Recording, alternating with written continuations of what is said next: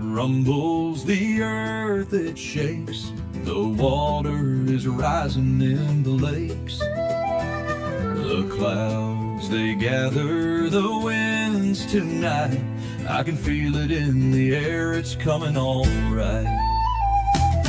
Feel the thunder, but don't fear the night. Weather and wisdom is by your side. Rain and hail as it pierces the air, but don't forget to like and share. Say hello to David and Mark. Get ready, the show is about to start. Keeping you informed at every update, so you can stay safe and feeling great. Feel the thunder, but don't fear the night. Weather and wisdom is by your side. Rain and hail as it pierces the air, but don't forget to like and share. Storm warnings flash across the screen, nature's power in all it seems. Updates flowing through the feed, bringing you the news you need. Feel the thunder, but don't fear the night. Weather and wisdom is by your side. Rain and hail as it pierces the air, but don't forget to like and share. The sky, it rumbles, the earth, it shakes, the water is rising in the lakes. The clouds, they gather, the winds tonight, I can feel it in the air, it's coming all right. Feel the thunder, but don't fear the night. Weather and wisdom is by your side. Rain and hail as it pierces the air, but don't forget to like and share. Say hello to David and Mark. Get ready, the show is about to start. Keeping you informed at every update, so you can stay safe and feeling great. Feel the thunder, but don't fear the night. Weather and wisdom is by your side. Rain and hail as it pierces the air, but don't forget to like and share. Storm warnings flash across the screen, nature's power in all it seems. Updates flowing through the feed, bringing you the news you need. Say hello to David and Mark. Get ready, the show is about to start. Keeping you informed at every update, so you can stay safe and feeling great. Feel the thunder, but don't fear the night. Weather and wisdom is by your side. Rain and hail as it pierces the air, but don't forget to like and share. Storm warnings flash across the screen, nature's power in all it seems. Updates flowing through the feed, bringing you the news you need. Feel the thunder, but don't fear the night. Weather and wisdom is by your side. Rain and hail as it pierces the air, but don't forget to like and share.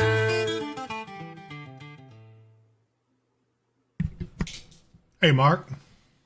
Hey, Dave, how you doing today? Now we got a little action going on, and so Yeah. we're getting on here to tell everybody what's going on and give you an idea. So, because I know a lot of people are nervous out there, and I guess I would be too if I had this storm bearing down on me like this one is.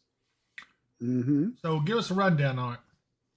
All right. Well, first, there's a severe thunderstorm watch in that yellow area, the otter colored yellow area, the larger area, until 10 p.m. There's a severe thunderstorm warning in the little warn box there, the other yellow area for that storm. That storm is moving to the southeast at 35 miles an hour, and it's forecast to have uh, winds up to 60 miles per hour and hail up to 1 inch. And that's more or less what the watch is This looking severe for, something like that, thunderstorm although warning they has said been the updated. hail could get a bit larger. Right. There is also a small risk, about a 2% risk for tornadoes. And we're watching that storm very carefully because there's a pretty good amount of rotation in it. So we could see a tornado warning come out of that one just as it gets to the Mississippi River there.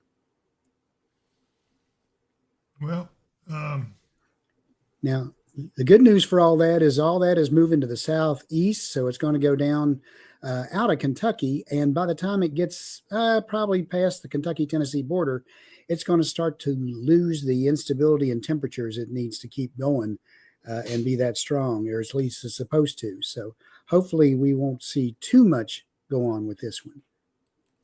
I'm glancing a little bit around the cameras in the area there. You see some lightning. This is on the boat ramp there at Reelfoot Lake.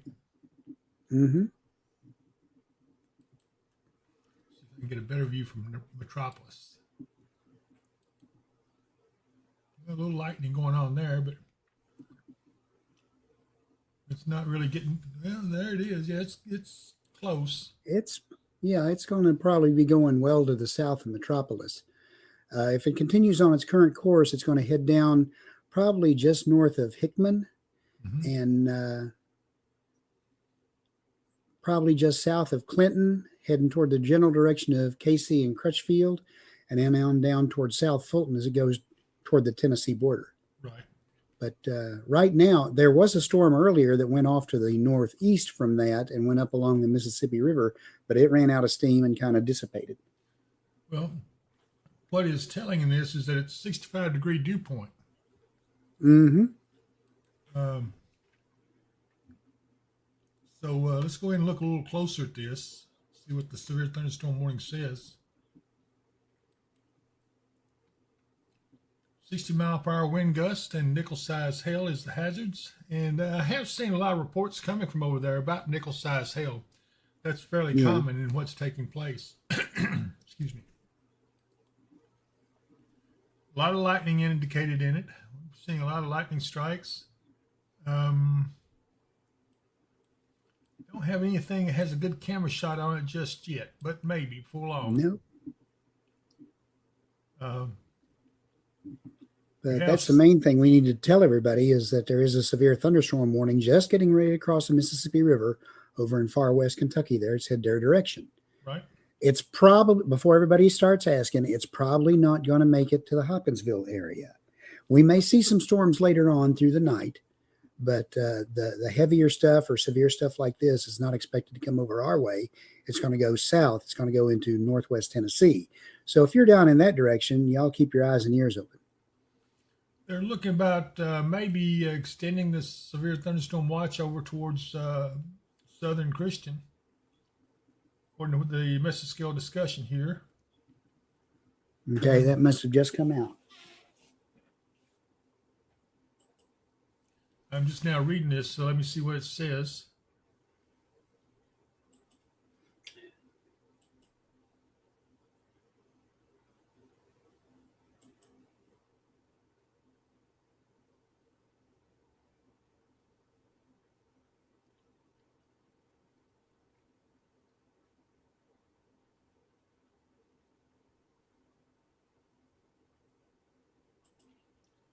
Well, it's not much new of what we didn't already know. It's talking about this is in a plume. Excuse me. And it says that the storms that are developing are having a little bit of a hard time maintaining that development. Although I don't know, these right here look pretty strong.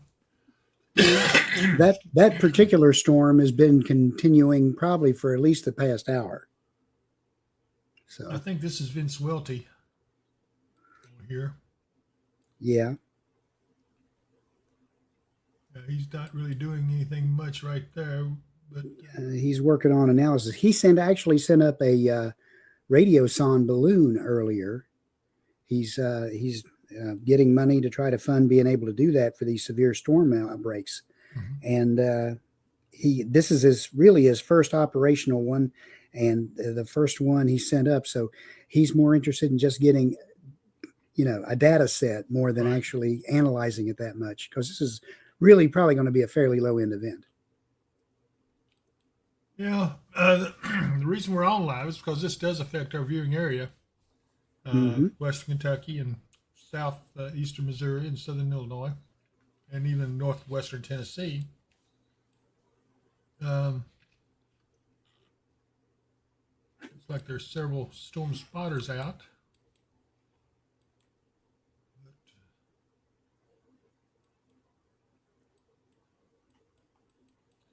Don't like to show me that whenever it's got watches and warnings over it, though.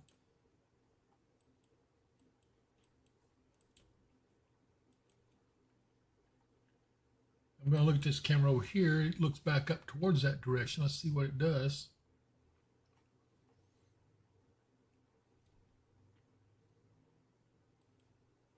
There we go. This would be Kentucky Lake. That's kind of down in here. You don't see the actual water, but it's there. So this would be the storm all along the horizon here. See, there's a lot of lightning in that. But we're looking at this from pretty good ways off.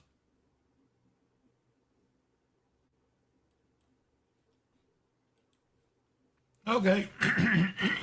I'm sorry. I'm just having to clear my throat. I do have a water jug over here somewhere. I'm going to get into it here in a minute. But I do want to say hello to everyone. Welcome to the stream. And looks like we have Angelia 8282 says, "Hi, David Mark. So glad to be back with y'all.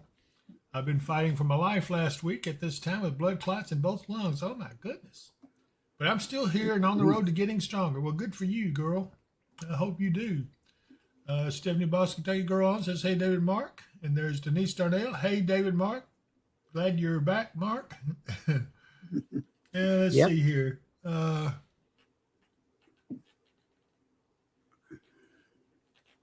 Lisa Watson, I think. I can't hardly see. There it is. Yeah, Lisa Watson says, "Hello, guys. Thanks for following this for us." JRD, "Hey, guys, what's the biggest problem with this storm?" Mark, that's a good question for you. Well, the biggest threat, the one that the SPC is watching, is the threat for possible big hail. But as far as what we've seen so far, we've seen a couple of reports of 1-inch hail over in Missouri. Right. The winds, the gusty winds, could be strong, up to close to 65 miles an hour if they develop. And there is the potential, it's only like a 2%, but there's a potential there for a tornado or two.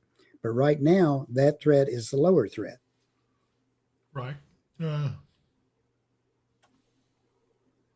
let's see. So we have this pretty good sized storm complex in reality. It's covering a good portion of real estate. We have two more cells in behind it. There's so far, let me put them in motion and see if we can tell whether or not they're diminishing or increasing. Well, they seem to be a little bit on the increasing stuff. Yeah, just slightly. They're holding kind of steady for a bit, but then they seem like they're starting to increase a little. Yep. So we have another cell that's pretty strong up here along the Ohio River. Yeah, those are the ones. There was a severe thunderstorm warning on that lead cell that's going out of frame right there earlier, but those cells have been kind of diminishing as they go. As they said, there was kind of a split in the flow, in the upper level flow, and some of the storms followed it up that way, and the rest are coming down to the southeast. So we have a cold front, looks like, to the west, and it does appear to be moving eastward. So, what does this portend for the rest of the evening? Well, according to everything we're looking at with the models and stuff, we'll have these storms. They'll continue to move down to the southeast. There'll be more isolated storms develop overnight. And as those develop, it could be kind of noisy tonight.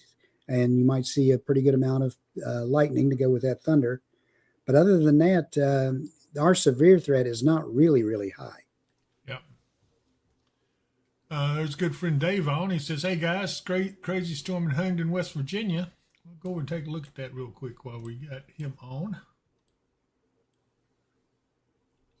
Radar shot. Here's one. Ooh, yeah. Mm-hmm. You got some stuff up there. Yeah.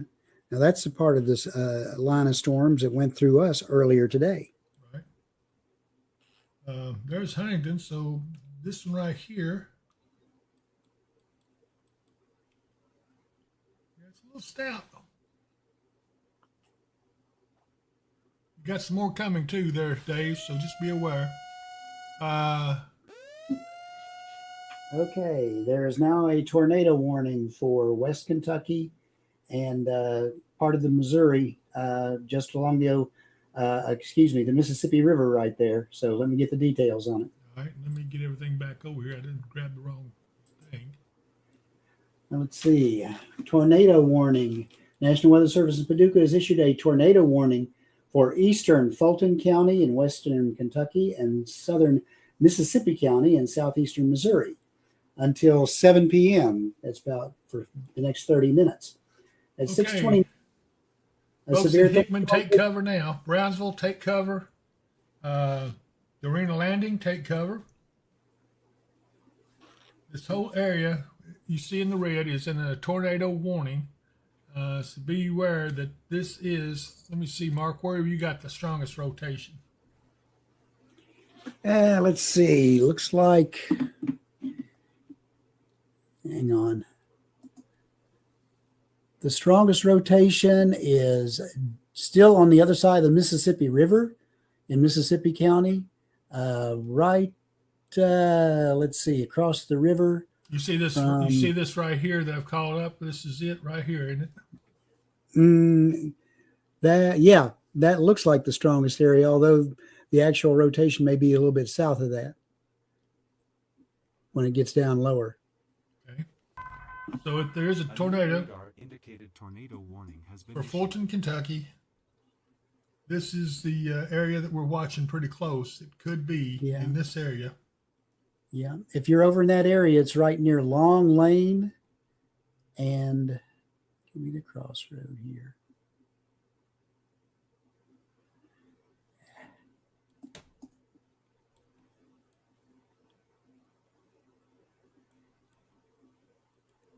Yeah, Long Lane's the only road it wants to give me. But it's along Long Lane. It's a long north-south road right there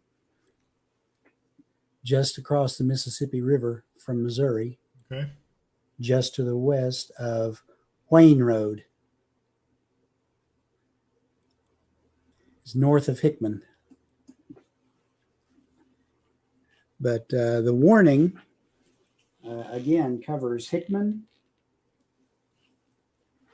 And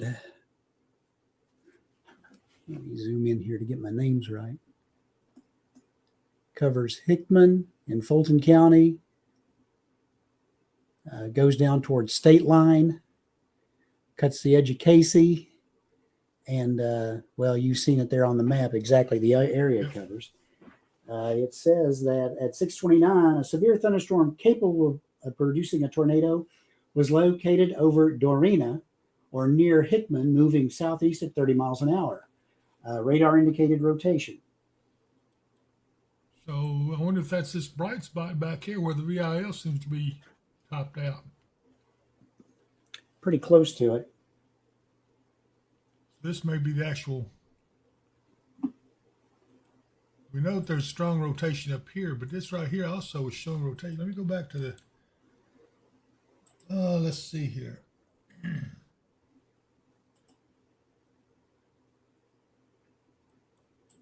Yeah, the actual rotation I'm seeing on it could be, there's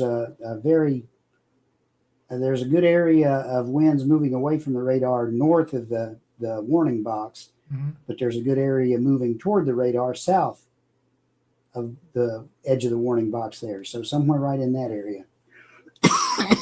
It's not super tight, so it may not be on the ground. It did say radar indicated. Yes, it did. Paul Rogers, which way that storm headed? I'm in South Christian and kids are in Hopkinsville. I think you're going to be safe on this one. It does look like it's going to go to the west and south of you. Same thing with Murray, although you're going to maybe get some parts of this a little bit. Mad Max 8081 wants to know, do we have cameras in that area? The only thing I've got may be a camera up in Metropolis, Illinois. Let me see what I can get here. Get the reflectivity back. That'd be this camera right here. And it's pointing back towards the west. That's not going to help us a whole lot. It is picking up lightning off that storm that's nearby, which would be right here.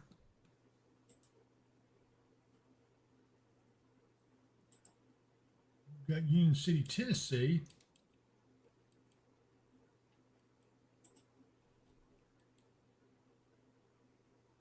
But it's not much on the sky. You can see the lightning from it. Yeah. UT Martin, all you're seeing on its camera is just occasional flicker of lightning. Okay.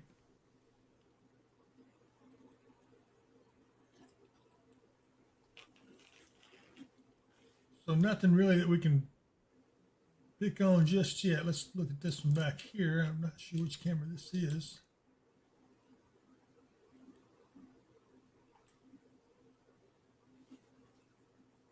Henry County EMA. I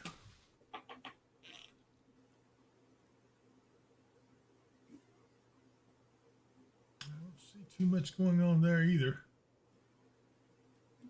So none of our cameras are really pointing into this storm here that we need. And this storm back here around Sikeston, Missouri is getting a little stronger too, Mark. I've been watching it. It's still strong. I see that. Yeah. New information. This severe thunderstorm warning has been updated. Again, what we've seen from National Weather Service Paducah is they're kind of watching that area all around West Kentucky right there. That's kind of the focal point for everything right now. They think that once the storms move to the south or east out of that area, there may be a chance that they'll start to diminish, or there is likely they'll start to diminish because they'll be losing temperature and instability. Right. There's a good friend, Cindy Shelton, on from Ma's Kitchen. Ooh, wait, what's she doing home already? Is it time? I guess it is time. It's already 6:30, Dave. Later than I was We thinking. didn't get on till late, so. Well, Cindy, anyway, glad to see you. Yeah, look at the lightning in that storm, and especially back here to the west. I wonder, is this there? That looks like their rotation right there. It could be a secondary area of rotation. So here's Hickman. Hickman, as you're watching, you need to take cover in that area because you have a tornado warning right there on you. It's almost on top of you. It is radar indicated.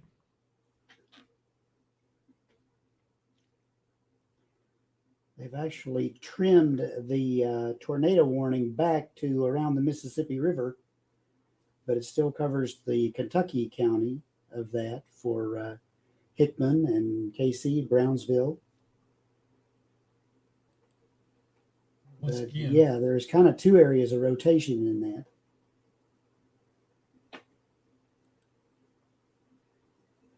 wow, look at this. Yep, right in there. Looks like it's right on top of Hickman. Hickman, if you're in watching this, take cover right now. Do not wait.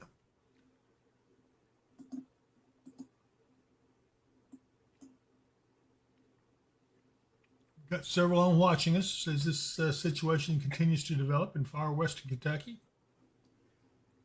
We have a tornadic storm has entered western Kentucky, has already crossed the Ohio River. We now have Hickman under a tornado warning, as well as Casey. And here's a rotation right here just north of Hickman. So anybody in this area that sees this, take your cover right now. Don't wait. Just go on, take cover till this gets past you. This is a dangerous storm.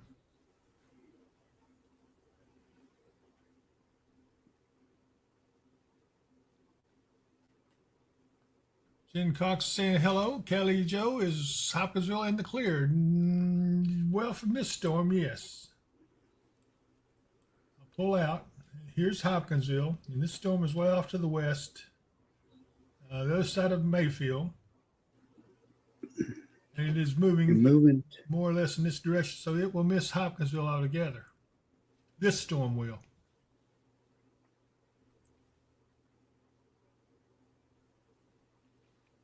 There's Andrea Cook. Hi, David Mark. Hi, Andrea. Tracy Engel. Hey, David Mark. Trish Horn. I forgot what she said earlier. She said something.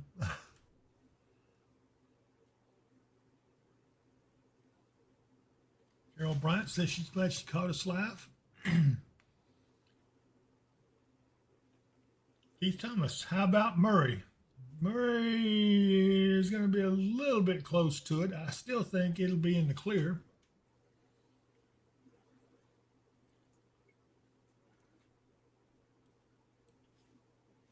Look at this area of rotation right here. There's two, you're right, there are two areas of rotation in this. Look at this. Back here to the west and right here coming down. This right here looks really crazy. Yeah. There are two distinct cells in there. They look like they're kind of joined together on the reflectivity, but if you look at them there's two distinct cells at least. This one to the west seems to be strongest because it's got a lot more lightning and everything in it. Yeah.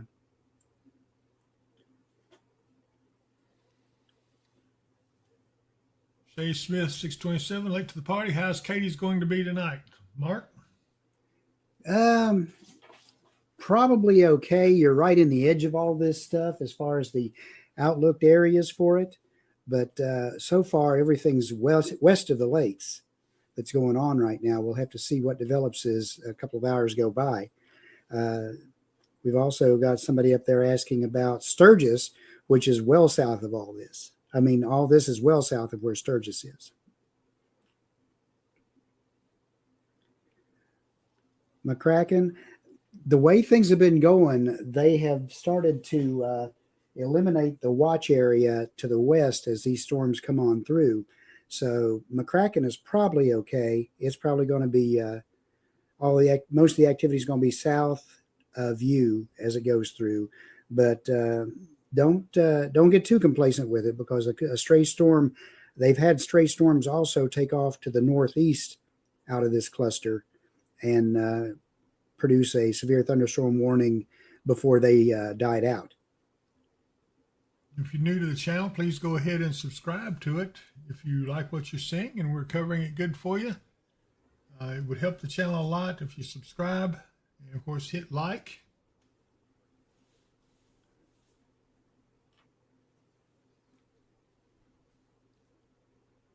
Let's summon dinner. Wingo. What about Wingo? That is, I think that's up in Hopkins County, maybe.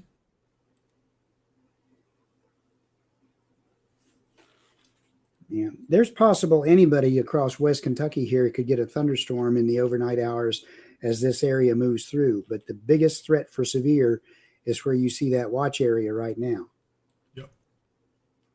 It may extend just east of the lakes. It could. They're talking about it. But right now, all the activity is hanging and moving down to the Tennessee side before it gets over as far as the lakes. New information. This tornado warning has been updated. I have updated that tornado warning. It's still, basically they're just following it down. Hickman's about to come out of it because this is the area of rotation. So if you haven't taken cover, it's almost too late now.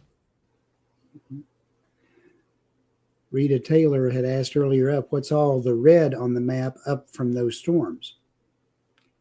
And I don't know exactly what you're referring to, except for the thunderstorms themselves, unless you're talking about the red stripe across the top. And that's to indicate to everybody that there is a tornado warning somewhere on the map. Right. Again, it's a radar indicated tornado. Wayne Callahan, what about Central City? Right now, Central City is in the clear. I don't see anything wrong with Central City at all. There's my good friend Jay Leon.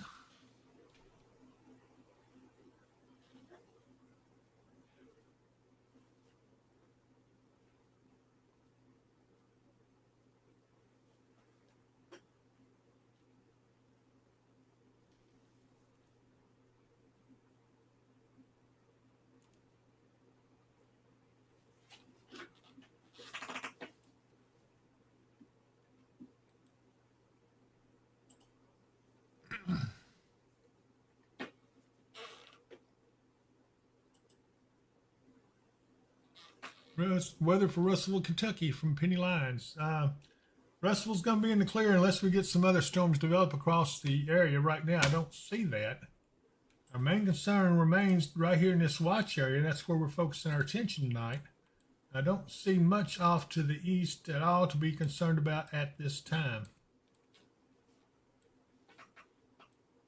The main area of concerns is cluster storms right here, west of Kentucky now. Severe thunderstorm warning for all the areas inside this gold box. A severe thunderstorm watch for all the areas in this kind of a color on the map right here. And then a tornado warning for the areas in red.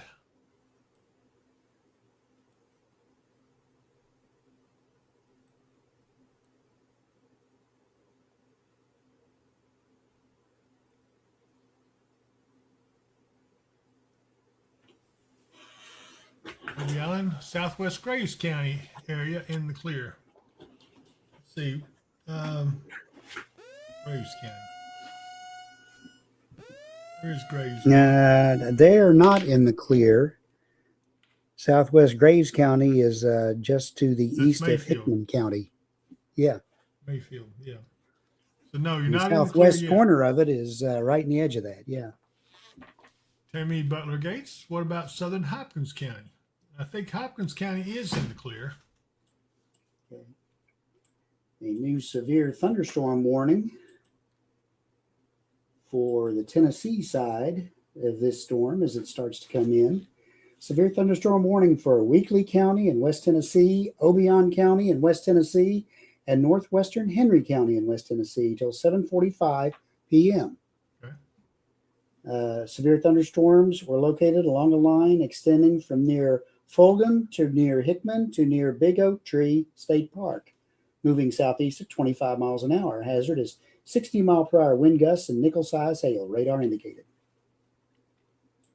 So that's for that cluster of storms we've been watching, and it's just covering it for when it moves over to the Tennessee side of the border. All right.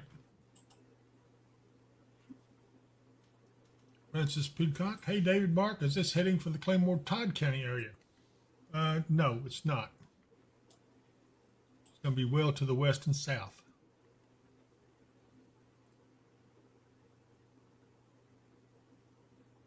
Tammy Butler Gates. What about Southern Hopkins? Same thing. It's going to be well to the north. West and south. Okay.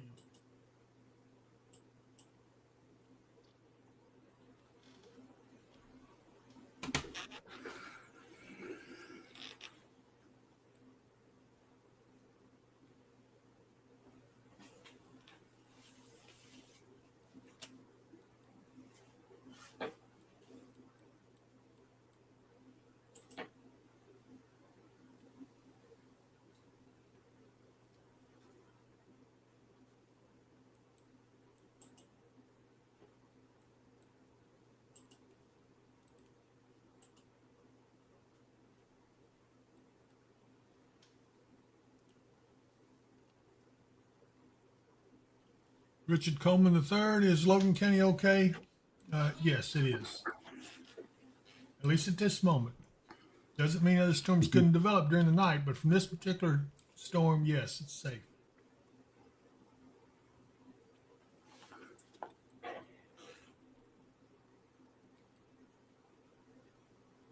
Dylan H26, is Todd or Logan County getting any more rain tonight?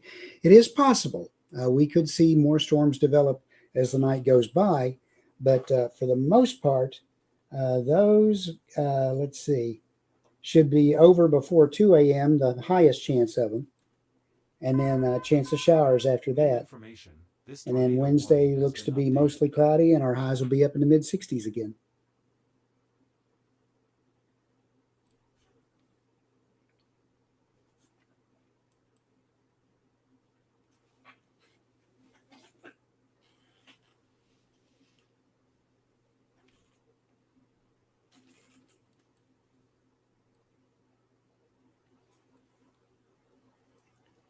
Madisonville and Hopkinsville, talking to the people over on the Facebook side who are asking about it. You should be okay for the rest of the night. We may see a thunderstorm or two, but the main severe threat's going to be off to our west and down to our south.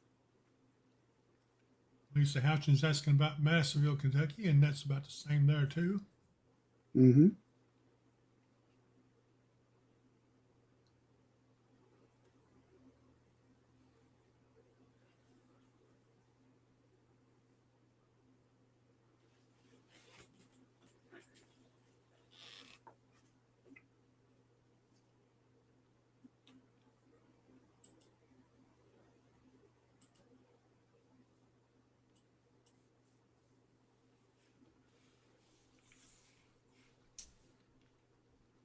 Still a pretty good amount of lightning showing up in that storm, especially north of KC and around Hickman right now. Yeah, Hickman's catching it pretty good.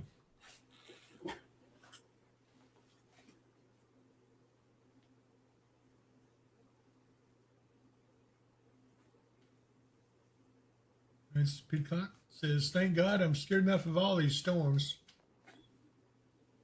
Well, nothing to be scared of. Just take cover.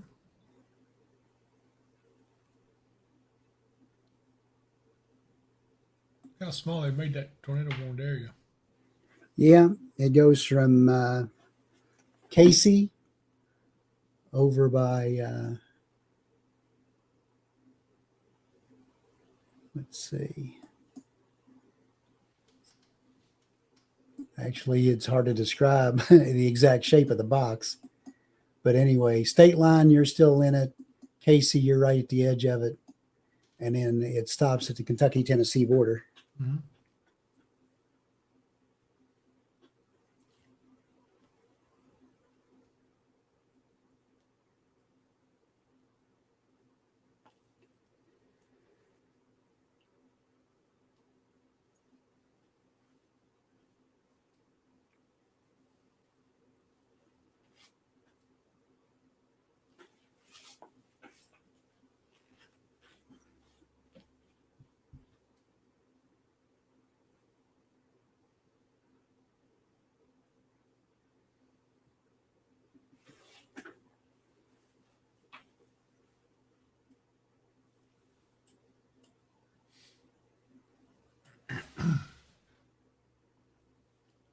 Well, let's see here. Tammy and Gilkey Hester, thank you guys. You're the best. My head is busting from the pressure and temp changes. Christine Simmons, do you think Hopkinsville will be okay? I do for the night. Unless something develops a little later, which is a possibility.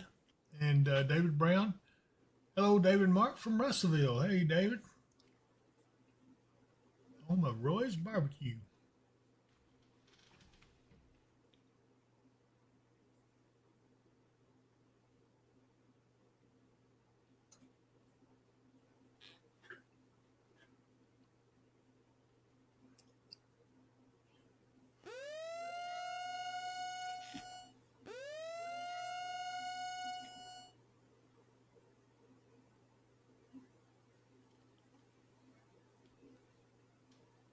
Miss D. Talley says, what about Owensboro? Owensboro's going to be good. Let me look and see what those storms are doing that were coming up that way. There are a few storms close by, but so far you're in good shape.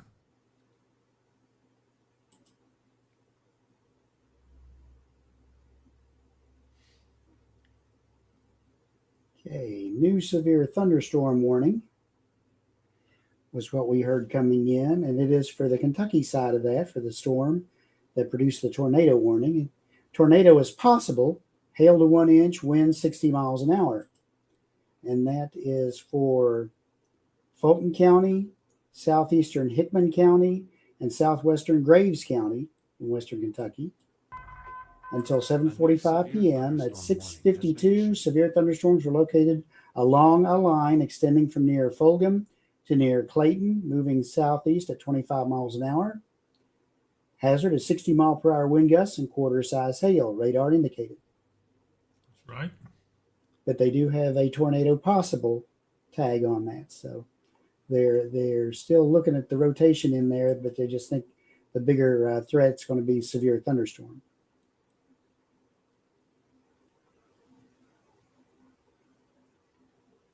So we have a wind gust of 61 miles an hour on the back side of that. At Wolf Island, Missouri, Mississippi County.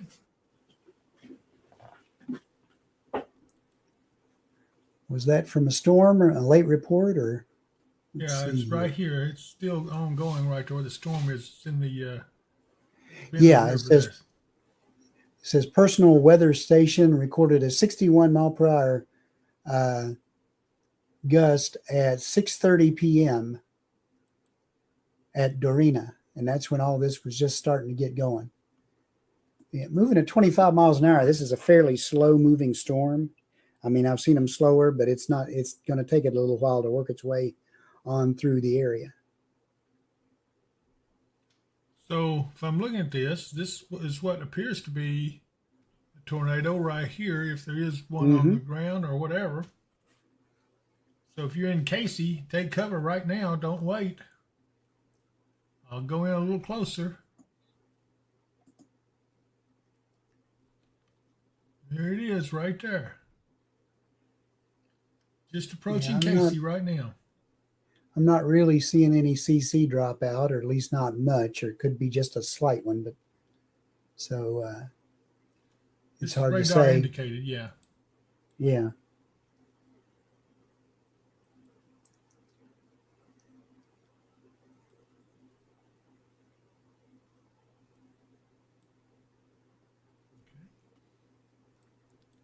Rita Taylor, thank you all. I'm glad we're in the clear, and I'm going outside while it's warm enough to be out and not raining now, checking out from the crossroads.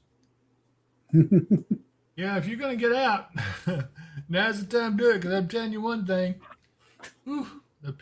Mark, you saw some of the stuff I saw. Yes, indeed. Absolutely horrifying the way I saw it.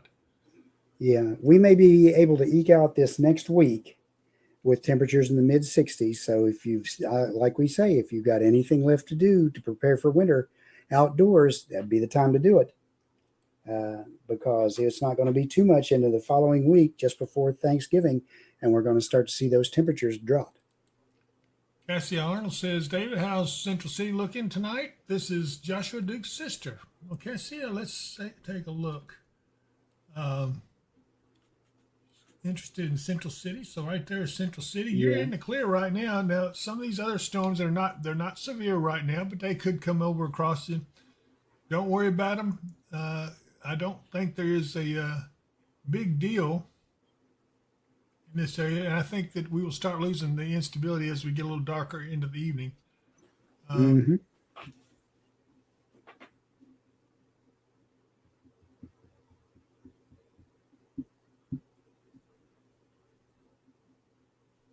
Tracy Range says, a fun fact for Cassia Arnold, the Flash comic book fame, the Flash of comic book fame lives in Central City. I didn't know that. Barry Allen.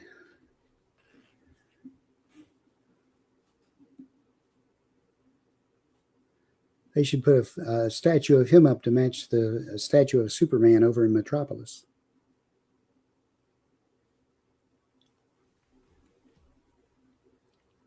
John McCraw wants to know about Katie's. Well, there's Katie's. Yeah, nothing right now, but you're kind of in the edge of the area that they keep looking at for the potential. Yep. But the later we go in the evening, the less instability and dynamics for severe weather there's going to be. So, Yeah. So everybody hang on. Looks like they've dropped a tornado warning. It's all severe thunderstorm warnings now. I do see a marker for potential for large hail there.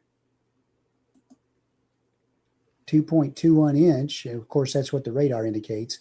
Anything that falls to the ground would be much smaller than that, but it could still be over an inch size. And that's just to the northwest of state line. Angela, none of our business. Is Todd County in the direct path? And the answer to that, Angela, is no. It's an unusual day. It reminds me of another none of your business. We got good friend Brandy, and there's Brandon Devine. We tried to get a statue here of Flash, and DC Comics wouldn't allow it. Oh, isn't that wild? Thanks for that information, Brandon. Yeah, so they'll allow Superman, but they won't allow the Flash, huh? That is something. See, of course, says nobody saw me and Shayla in the new episode of The Eye of the Storm. Oh, no. I have to go back and view it. Yep, absolutely. Michelle Spivey. Hello, David Powell and Mark. Hope your night is going good. There's Michelle Spivey, Mark, from our favorite Walmart checker outer cashier. Yeah. Angela is laughing at us. Yeah. Daniel Motorman Phillips, what's the weather like around Thanksgiving and Black Friday? Thanksgiving right now, we're hoping.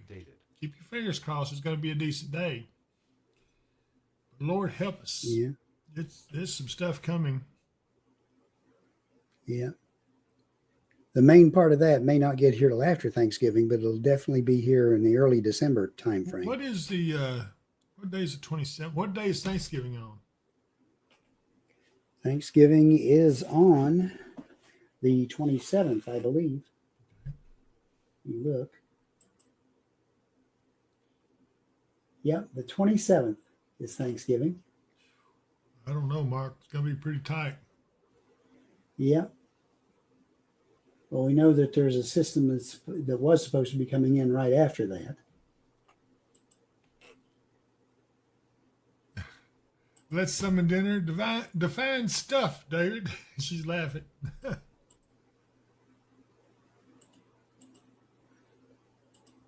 Frozen or liquid? That's what she's wanting to know. All right. I'm going to tell you guys what I'm thinking is going to happen. I think the period from the 27th, which is Thanksgiving Day, through December the 5th is going to be absolutely atrocious. If what I'm seeing is right, and I'm quoting some of the models, I'm not saying this all on my own just to make anybody be afraid, but what I'm seeing is kind of frightening. There is one thing that was showing the difference in the temperatures from one side of the front to the other, 60 to 70 degree difference. Oh my gosh. To me, Mark, that right there would be big time severe all over it. Yes, indeed. So you might go from 60 degrees on one side to 0 on the other side. That is a major, major temperature drop. I don't know if that's possible, but it's possible. Beverly Blanford, hi Mark, it's Beverly from GE. Okay. Hello, Beverly. How are you doing? Look what I did after I retired. Next summer dinner says gross. I'm sorry. Don't shoot the messenger. Yeah. I am just a messenger. I do not make the weather. I promise. Yeah. Right now, the GFS is showing for the 27th, nothing and still fairly temperate for us, but the cold is coming right behind it. Oh, yes. By It the morning of the 28th, we start to see our temperatures drop a bit. Then they kind of try to go back up a little bit around the 29th, evening of the 29th. But then a big storm is getting here by the 30th. And on the backside of it shows like a possibly a pretty good snow. And what day is that on? That would be on December 1st, starting at 6 a.m. It moves on through by noon, but it's a pretty good amount on the backside of all the rain and stuff coming in. The 540 line just passes us by 6 a.m. then.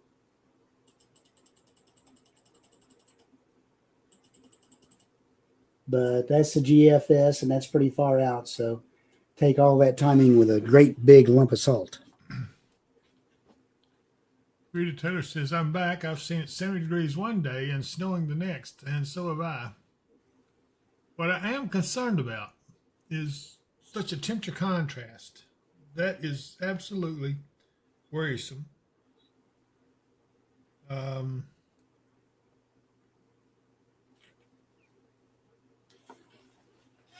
And let's just hope it calms down, because we're looking at some serious winter weather.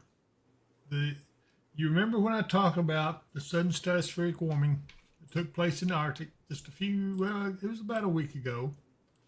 Mm-hmm. And I talked to you all about it and told you that, hey, whenever that happens, you can expect an Arctic outbreak to get here in about 10 days. Well, guess what? That's what's coming. So we get to cold air. The question is, how deep is that cold air when it gets here, and how much moisture is going to be there? So that's the big question on the first storm, because if it's shallow, then it could be ice, freezing rain. If it is deeper, then of course it would be snowfall or sleet. So let's hope that the cold air gets on down and pushes further south to make sure that we have the deeper layer of cold over us, and that will help us to make sure we don't get any icing. Yeah, I'm like everybody else around here. I'd much rather deal with 4 inches of snow than I would a quarter inch of an ice. Oh, yeah. Tammy Gilkey Hester says, thank you, guys. You are the best. My head is busting from the pressure and temperature changes. I hope you get to feeling better, Tammy. So I hope that's kind of answered everybody's question. But I'm going to tell you, boy, if you get on out past that, I think what I'm going to do, Mark, is I'm going to show the winter weather outlook one more time for those of you who haven't seen it. Okay. So far, it's just about right on the money. Well, before you do anything like that, let's watch these storms a little bit. There are still active warnings on them. So. Oh, yeah. UK Wildcats 1882. Chris says 58-46, Michigan over Kentucky. Thank you, Chris. I can just love that little bit of information you gave me. Yeah, he's just a little bright ray of sunshine. Didn't he? I don't know what we're going to do with it. Rita Taylor says, no ice. Big thunder over my house with rain now. Oh, my goodness. Anyway.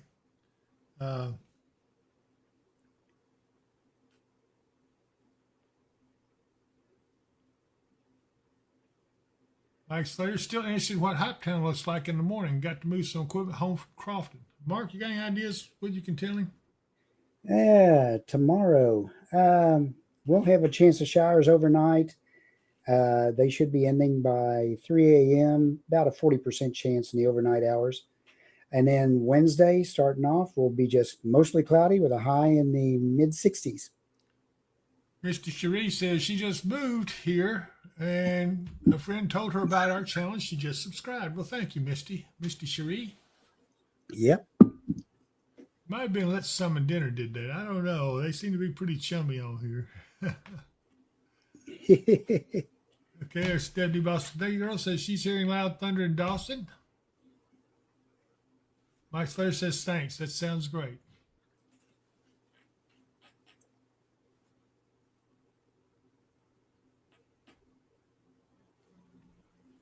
Well, so far, everybody, we're not doing too bad. We've got this one severe storm. It's a pretty good sized storm off to the west. Far west Kentucky. Stretches from about Hickman over towards the east to just south of Bayfield. It is severe. It has a severe thunderstorm warning on it. We have other storms that are scattered up a little bit. You can see up here just north of the Ohio River in Evansville area and back over into southern Illinois. And also in Kentucky, we have some over around Providence and Sturgis and Marion. And another one over around Golconda. So these are not severe at this time. This one down here is, however. Let's see if I can get another camera to look over into that area. Nope. Not seeing anything there.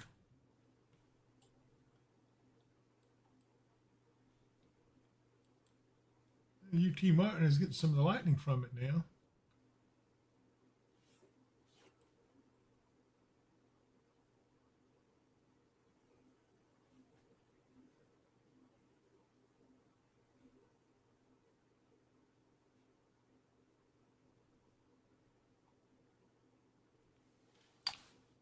Sock says, just stopped in. Is Hopkinsville good until morning? I think so. I'm not going to worry too much about sleeping till morning.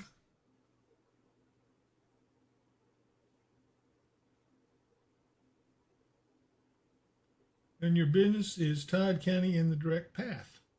No, it is not.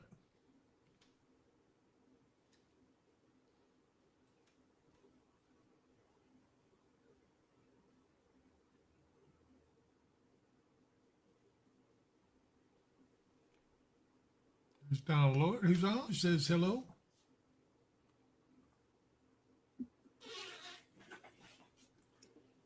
Hey, Donna. We missed you going up to the winter weather workshop today. A lot of people don't realize we spent most of the day up there with the National Weather Service. We had a lot of the military folks with us from Fort Campbell, the weather section, weather wing, 18th Weather Squadron. Yeah.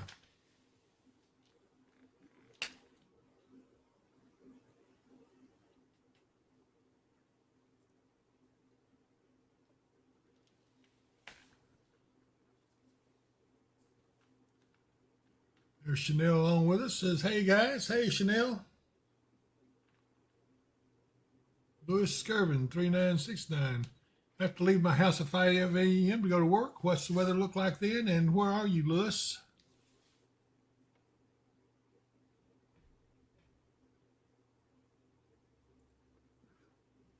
Yeah, we understand that, Donna. That's what you texted me. I'm just saying we missed you. Hope you get to feeling better.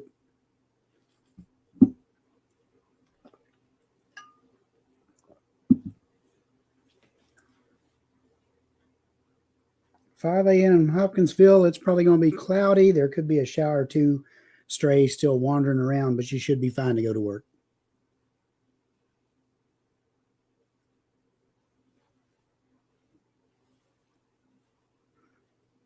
Mark, there's Beverly from GE.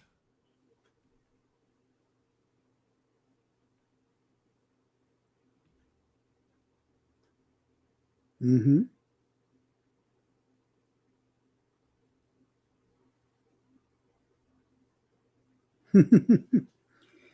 Yes, Beverly, I am doing exactly what I really enjoy now. Weather's been my passion for many, many years, and now I get to do it and tell everybody else about it, and they'll actually hear me other than just whoever's standing around.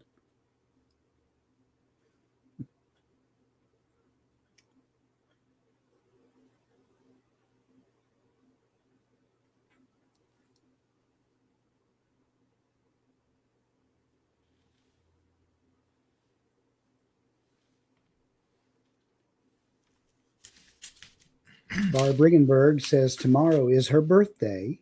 Uh-oh. And she's got her broom ready to fly to California on Thursday. I tell you what, that woman, she can't settle down. No?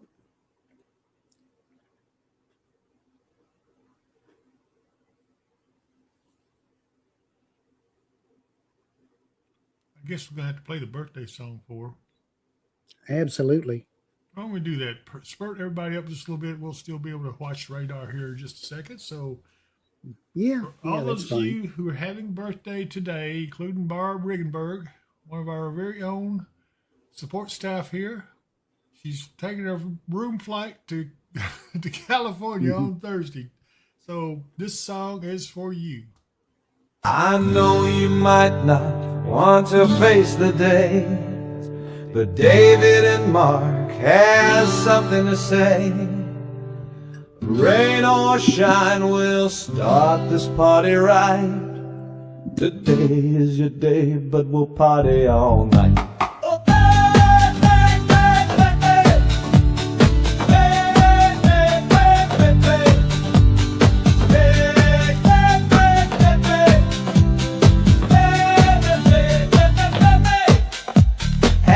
Happy birthday to you, my friend. I hope it is a good one from the moment it begins. It's gonna last all year long, and when it starts to end, you're gonna have another one, and then it starts all over again. Some days are more humid and winter gets cold, but that doesn't mean that you're getting old. It has the very same effect on nearly everyone, so throw that walker in the trash and let's have some fun. A very happy birthday to you, my friend. I hope it is a good one from the moment it begins. If the storm is bad, we'll party in the halls. If it's sunny out, we'll party at Niagara Falls. Niagara Falls! Slowly I turn. Okay, I gotta go back to work. Got this weather thing that I gotta get back to and stuff. Happy birthday, Thunder Buddy! Oh yes, got this work weather thing we got to do.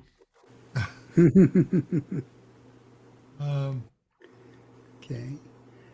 Sharon Wilson says, I'm out dashing, door dashing, I assume. When is the weather going to hit? If you're in Hopkinsville, we may not end up getting too much of anything out of this. We may get some rumbles and some showers in the overnight hours, but it looks like the main focus of this is going to be to our west and to our south.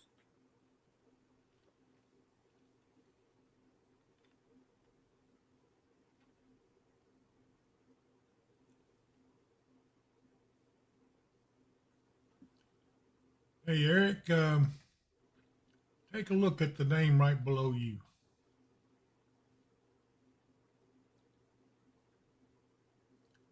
See, of course, it can't stop my feet from tapping during that birthday song. It is pretty nice. Yep.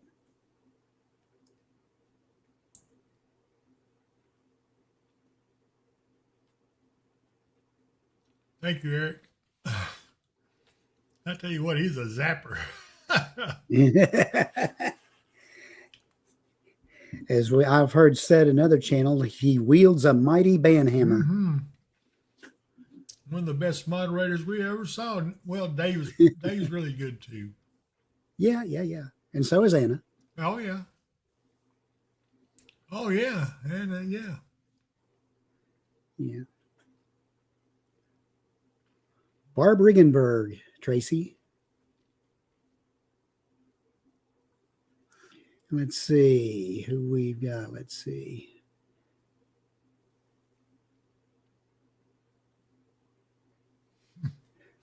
Yeah. And James Chris says, asked earlier. and Chris James asked says, earlier. Go ahead. Okay. Chris asked earlier up there, what about Thanksgiving week? How's that looking like now? And about Friday, he has to go to Buc-ee's to pick up his girlfriend's son for the last time from their foster folks. Tell him. Well, Thanksgiving week, it looks like we could be seeing some unsettled weather, at least in the early part of the week. Thanksgiving itself looks okay, and that Friday is starting to look. It starts out looking okay, but we have right now what the GFS is showing is a strong front coming in with rain on the front side and possibly snow on the back side. But we have to wait and see because that's a little too far out to really determine.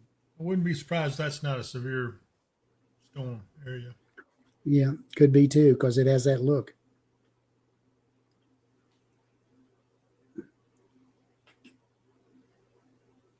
And James says, Eric, get them.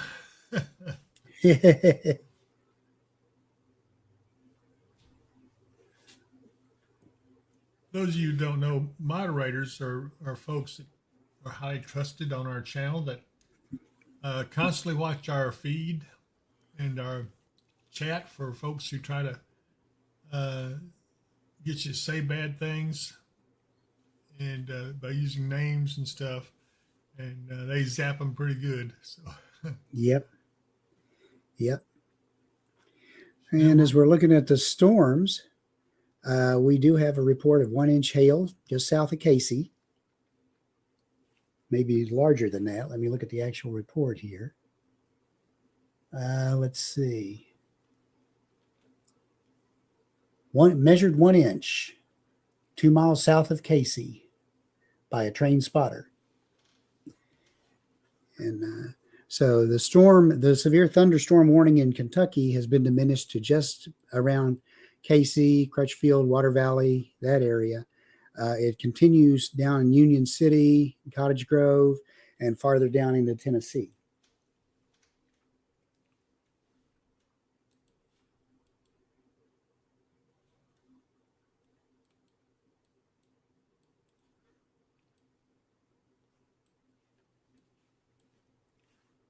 Storm's still hanging around up here, but don't appear to be moving much. Yeah. They don't seem to be intensifying any. Nope. Tell you what, let's do. I can do this without messing everything up. Take a look at some cameras. Okay.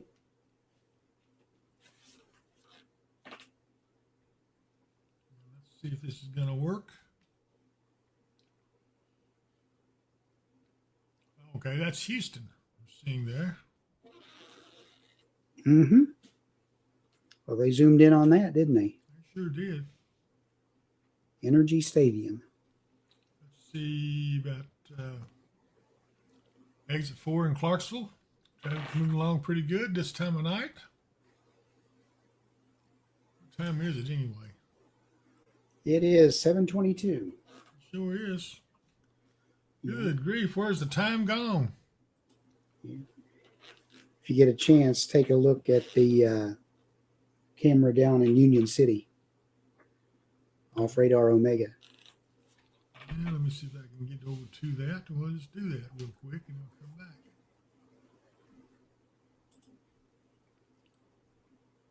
Oh, good grief, I always grab the wrong thing.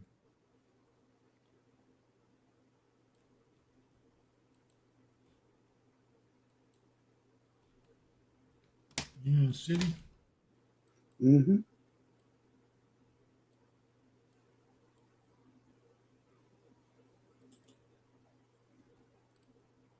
Ooh, that's some blinding rain.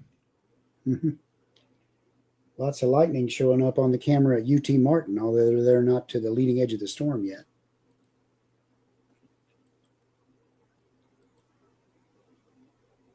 Yes, it is.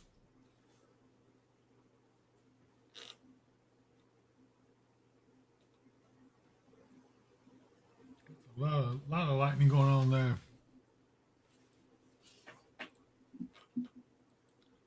Mike Slater says, how about that bridge? I believe it's in Owensboro, the Ohio River. I love the nighttime view. I think we'll go take a look at that here in just a second.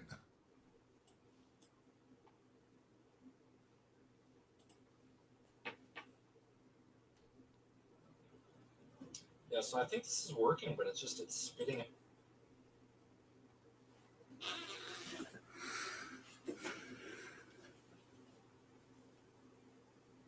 There it is, Mike. Just This is in Owensboro, Kentucky. This is a bridge across the Ohio River. This severe thunderstorm warning has been updated.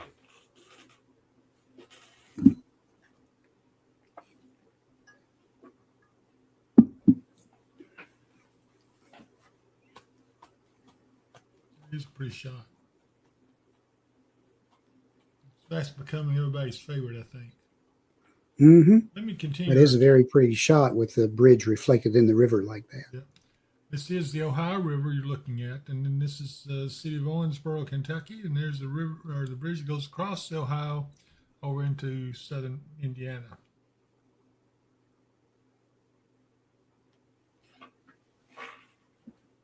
This is Riverside Drive and Second, I believe it is, in Clarksville, Tennessee. Let's look at exit 11. There it is.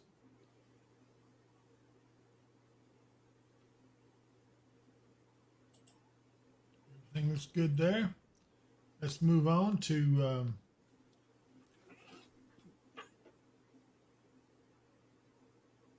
Madison Highway 76.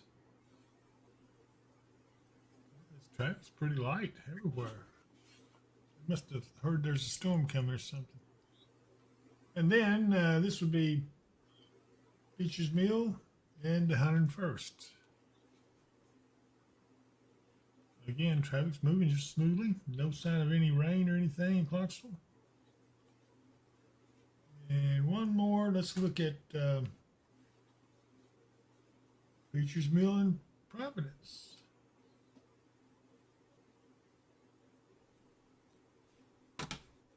Come on up here. That one appears to have a problem.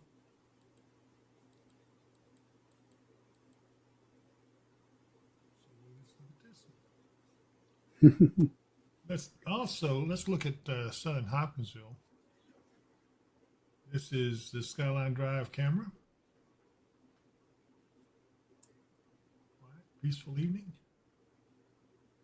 So far, so good. Yeah, let's go to Lakeside Marina. There it is. Spiderweb has it obscured. Yeah. Beverly, it's still a little early to tell for sure. Right now, Thanksgiving evening kind of looked okay on the model I was looking at, but it's too soon to tell. The timing on that could be moving around a bit. So this camera is at US 6880 and I-24 in Trigg County from atop the WKDZ studios. And then this one would be downtown Katie's. Again, everything's looking nice, quiet, and smoothly, running smoothly.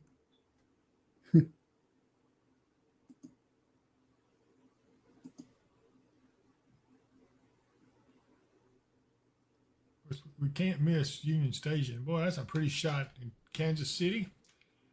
Tracy, this is just for you. Brindab 19 Oak Grove updates for tonight. Mark? Oak Grove probably is like Hoptown. You probably are in pretty good shape. We could see a rumble of thunder or two roll through in the overnight hours, but that should all be gone by around 2 a.m. And it should be just a middle 60s and mostly cloudy for tomorrow. We have more rain coming in for later as we head toward the weekend.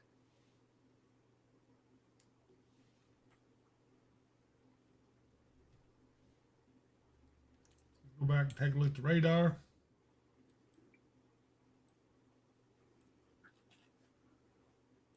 Let's move. You want to check and see if that's updated, Dave, because my radar is showing that on down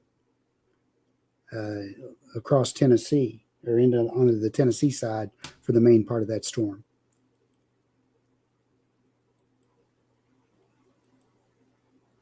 Okay. I went to the multi-site and it did update. Go back to the single site now. See, that single site was probably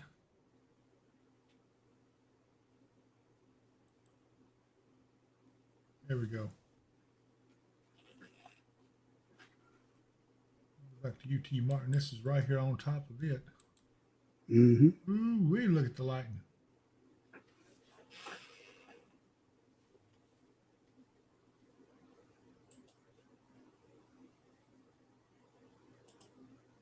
Ken Landrum, G5W. Any bad weather for Muhlenberg County? Not this time. And I don't see any really anytime soon.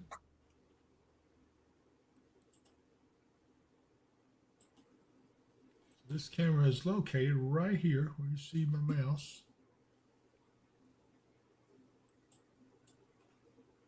This is Union City, Tennessee.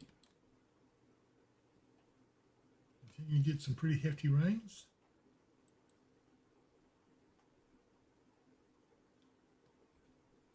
This is right here in the edge of this storm.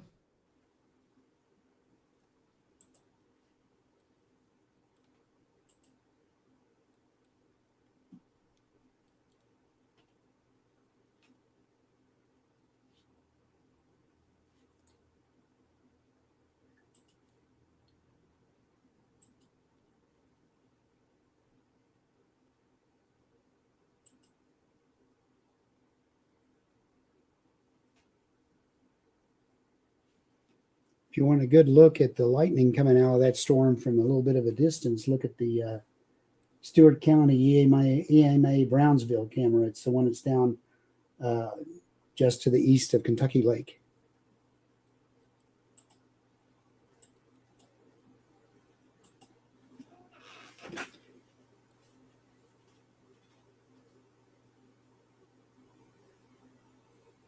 It almost looks like a saucer shape, but it's not, I'm sure.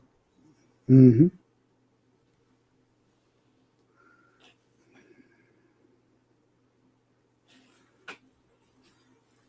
Yeah.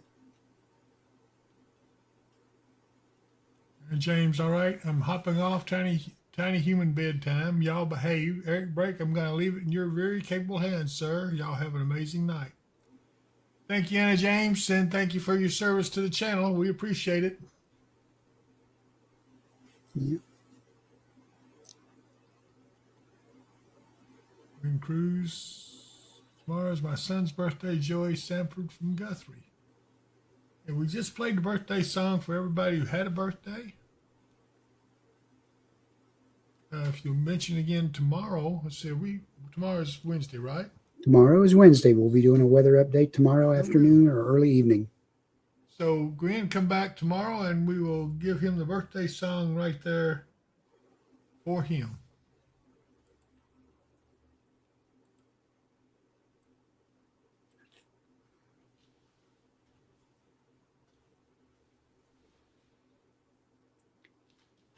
Good night, Mike Slater. All right, everybody just go on to bed. Yeah, that's all right. I'm just kidding, Mike.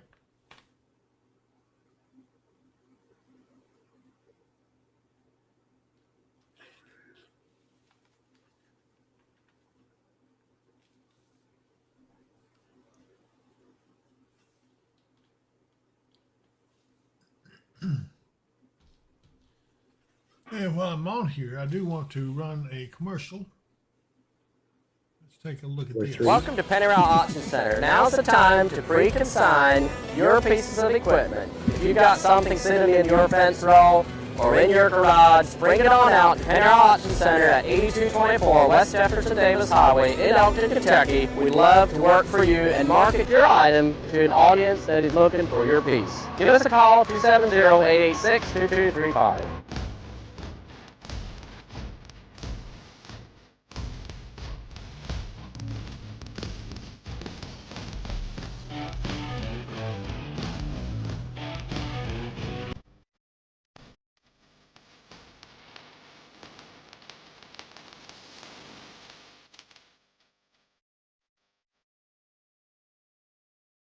All right, let me find my button. Hold on. Oh man, if you guys knew how many buttons I got up here to push. Dave says, "See y'all tomorrow. If you're leaving, I'm hanging in there with you." Thank you, Dave. He's talking about talking to Anna.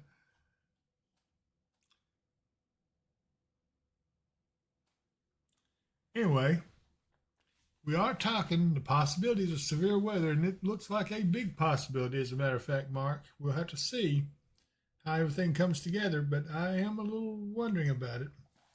So, if you haven't put your order in for a Mid-South storm shelter, you need to do that. Take a look at this. It's the middle of the night, and tornadic storms are approaching. The nearest public shelter is miles away, and they don't allow pets. You should have purchased a Mid-South storm shelter. Mid-South storm shelters offer you the security of having your own shelter at your doorstep. These sturdy and roomy shelters come in below-ground or above-ground styles. Both styles accommodate 10 people comfortably and will give you peace of mind anytime severe weather threatens. When the weather gets severe, have no fear with a Mid-South storm shelter. Call today at 270-725-6020. Mention the promo code Weather and Wisdom and you will get $200 off. Financing is available. And of course, if you got severe weather, you might also have some roofing damage. If you do, in fact, have roofing damage, get in touch with Michael Vance Contracting Roofing, 270-707-ROOF. Depends on, it doesn't matter whether it's commercial or residential. Mike can take care of it all. He's got crews ready to go. 270-707-ROOF. And also, he owns Lakeside Campground Marina. You guys saw the camp. Well, you couldn't see the camera very well because it's dark. But it is a beautiful place. So I've got this here to show you. Is the hustle and bustle of everyday life getting to you? Now you can enjoy quiet, relaxing days filled with the natural beauty of Kentucky Lake and its abundance of activities. You can find that and more at Lakeside Campground Marina, located on Jonathan Creek on the western shore of Kentucky Lake. They offer a selection of lakefront campground sites and a full-service marina and many other amenities. If you love boating, fishing, or just getting away from it all, visit us online at www.visitlakesidecampground.com. Beautiful place.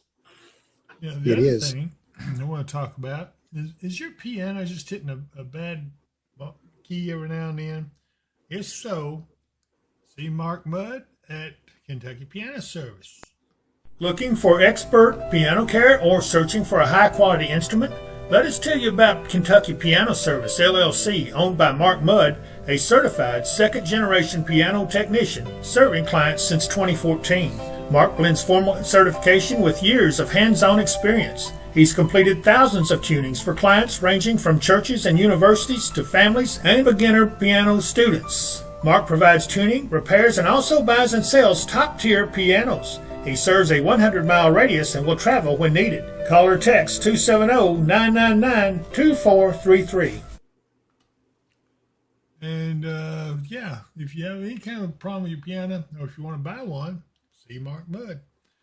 Also, Let's see here. Barb Regenberg says, I'll be back on December 1st. Just make sure things are clear so my broom doesn't come sliding in sideways. Keith Wilson just joined. Is the bad weather over for the night? Mark, that'd probably be a good one for you to answer. Well, for the most part, we could still see a stray thunderstorm. There's a few wandering around out there as they drop down from our northwest. But for the most part, they're not expected to be severe here in the Hopkinsville area. And it's starting to also get toward the time of evening when we'll see less and less likelihood of it. Right. So far, we're just tracking that one storm that's rolling on down into Tennessee that's still ripping and roaring pretty strong. Tracy Runyon says, I'm a pharmacy tech, David. I have to press computer keys the whole shift. I know all about that. Thank you, Tracy. All right, Chris. You need to go to bed. It's final score, Michigan State 83, Kentucky 66. I guess we can't win them all. Yeah. Let's see. A new severe thunderstorm warning on that storm in Tennessee in the Martin and heading in the general direction of Dresden and eventually on over toward Paris. And it says, I'm going to get it up here. Let's see. Severe thunderstorm warning. This was issued by the National Weather Service in Memphis.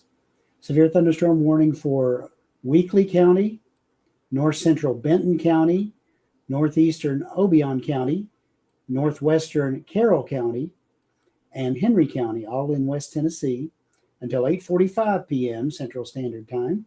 At 7:37 p.m. Central Standard Time, a severe thunderstorm was located near Latham or near Martin, moving southeast at 35 miles an hour.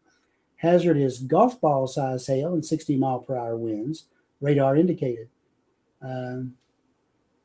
This has a considerable damage tag on it, and also a tornado possible tag on it. Well, this is the camera from UT Martin. We're right in the middle of that storm, and they are getting pounded. Yep. This is pretty intense, it looks like.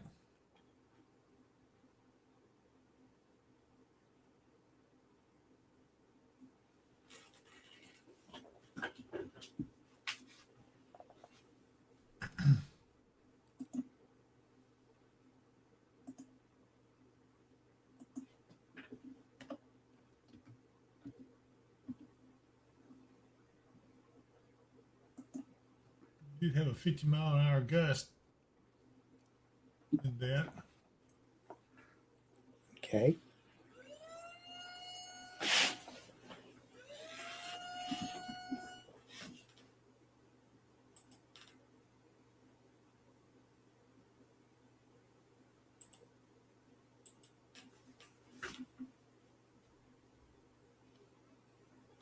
Let's see here. Serena Cabrera, is Clarksville, Tennessee going to be good? Yeah, let's take a look. Yeah, Yeah, I think so. probably. Might get a little bit of this area right up in here, but it doesn't appear to be a lot. So I wouldn't be too worried about it. Sheila Edgar, Mark, can I get a Flint, Michigan weather report through Thanksgiving, please? Well, I can get you about Tuesday without going beyond that, what they're calling for. And it looks like they're looking for about a 30% chance of snow tonight with a low around 25, up in the low 40s tomorrow, again back down around 28 tomorrow night, and then into right around 50 and then in the middle 40s as we head on through the weekend with lows running right around freezing. And then Monday, partly sunny with a high in the low 50s. Monday night, partly cloudy with a low in the low 30s. And Tuesday, a chance of rain, partly sunny with a high near 50. So not really too bad overall. But now the actual Thanksgiving weekend, let's see.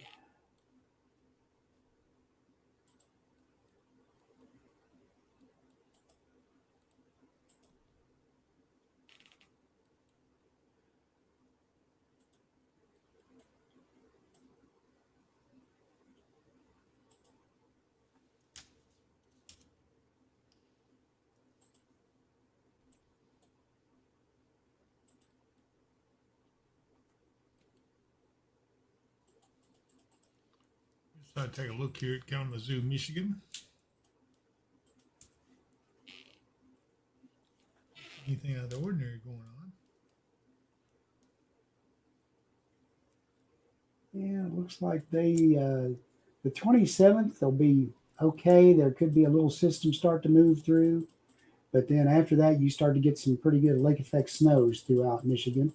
And then the big system we were talking about in November 30th comes across Michigan, probably with a lot of lake effect stuff. The heavier snows with that look like they could be down in North Indiana area. So Let me continue with our. Donna, I was talking about Flint, Michigan.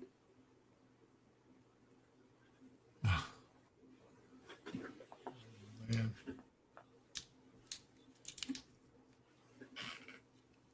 I'm going to resume the commercials, Mark. All right. I do want to talk about, we saw Cindy Shelton on earlier, Ma's Kitchen. What a place to eat. Take a look. Mm-hmm. Welcome to Ma's Kitchen in Hopkinsville, Kentucky, home of the $1.50 made from scratch sausage and biscuits. Load your plate with Kentucky classics, fried chicken, salmon patties, Salisbury steak, and sides like baked beans, mac and cheese, and fresh hot rolls. And don't miss our barbecue chicken, potato salad, and brown beans. Our brownies are made from scratch daily, bursting with rich chocolate flavor. And don't miss our old-fashioned pecan pie, a Southern classic.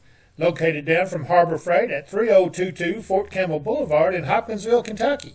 When you can't go to Mama's, come to Ma's Kitchen. Boy, isn't that the truth? That is some kind of good eating. It is.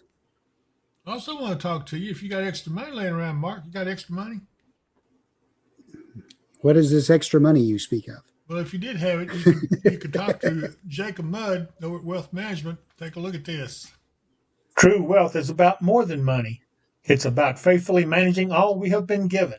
Mudd Wealth stands committed as stewards guided by Christian faith, dedicated to strengthening lives through wise financial counsel and unwavering integrity. Whether we are managing your retirement funds or developing your step-by-step financial plan to help steer you toward financial security, we have the tools it takes to deliver peace of mind. Mudd Wealth can help you on a product-only basis, providing competitive fixed interest annuity rates, life insurance quotes, mutual fund management, and investment advisory services. Give Jacob Mudd a call at 270-743-2810. Securities offered through the Tavener Company, member of FINRA, SPIC, and MSRB. Investment advisory and financial planning services offered through Tavco Financial Advisory, Inc., a registered investment advisor. Customer care line and management for both firms can be reached at 800-543-6922.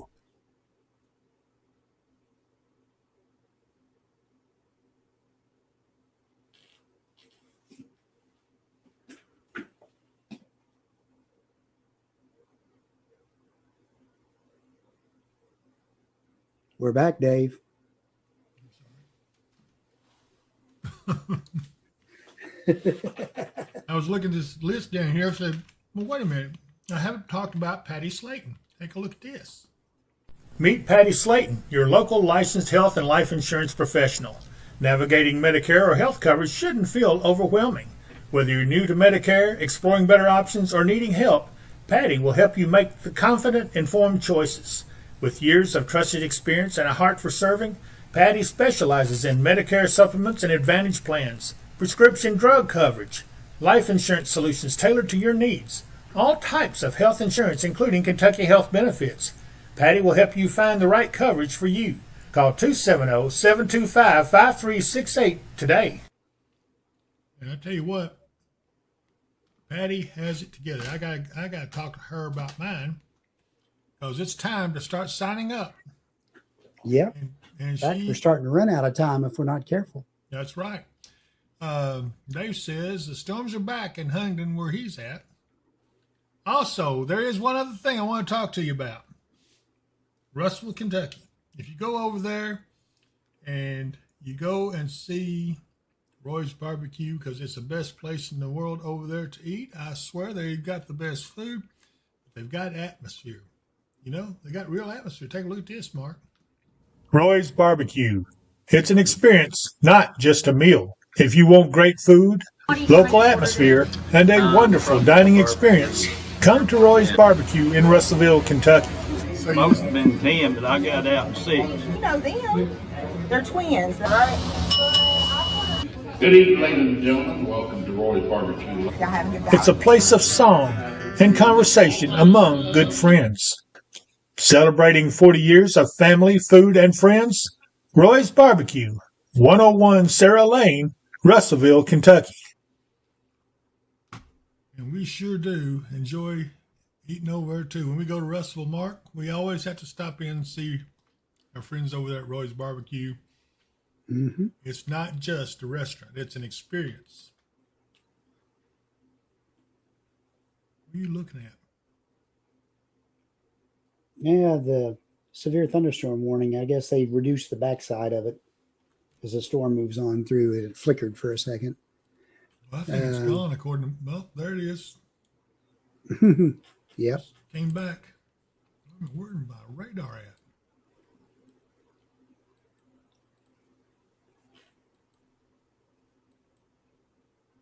There it is. Yeah. It's Radar Omega doing a little reset. Yeah, this everything up here is resetting. Me too.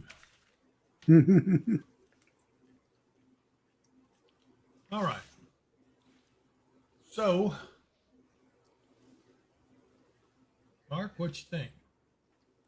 Well, we're continuing to watch that. There continues to be a threat for high winds. Right. Also, a threat for maybe some larger hail. I'm seeing a 2-inch hail marker, which doesn't mean 2 inches of hail. 2-inch size hail is hitting the ground. It just means that that's what the radar is showing up by the algorithm. So usually maybe close to 1 inch on that, and that's over north of Dresden as the storm moves down that way. But other than that, we're just watching that storm move along. There is a little bit of a rotational signature right south of there. GR2's showing a TVS on it, but it's not real thick as far as, in the amount of height it takes up. So it's something to watch, but it's nothing too serious yet. Right. Well, we'll continue our coverage of this storm. It began earlier today, off over here in really southeast Missouri, and it entered western Kentucky, and that's when we decided that we would probably go live. Oh, wait a minute. What do they got here? They got some news just come up.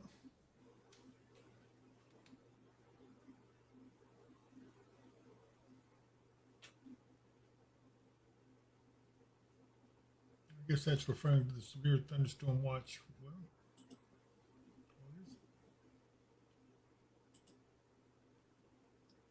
They're trimming the severe thunderstorm watch. It no longer encompasses any more of the Kentucky counties. It's Boot Hill, Missouri, and West Tennessee. Okay.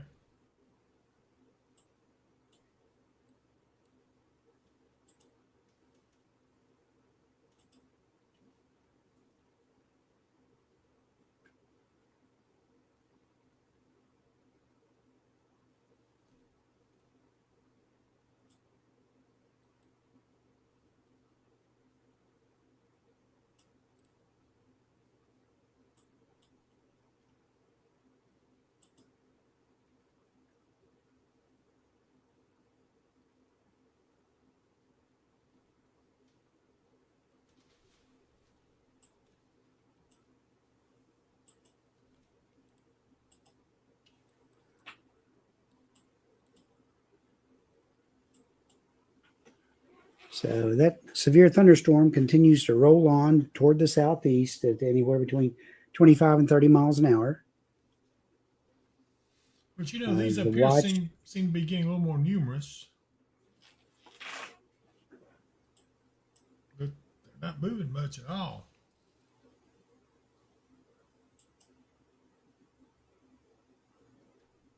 No, they're moving very slowly.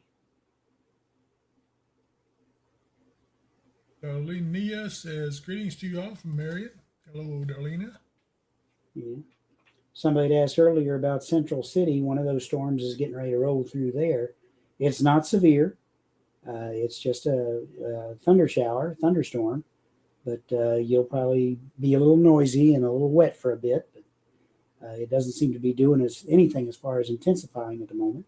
Nope.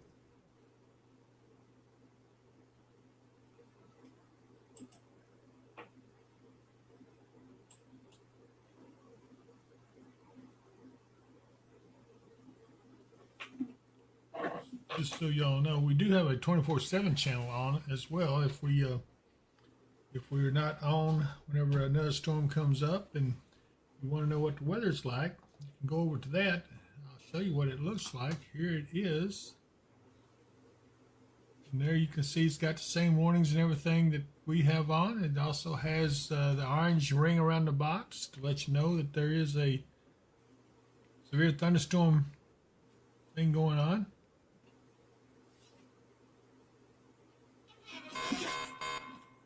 But you like to see that.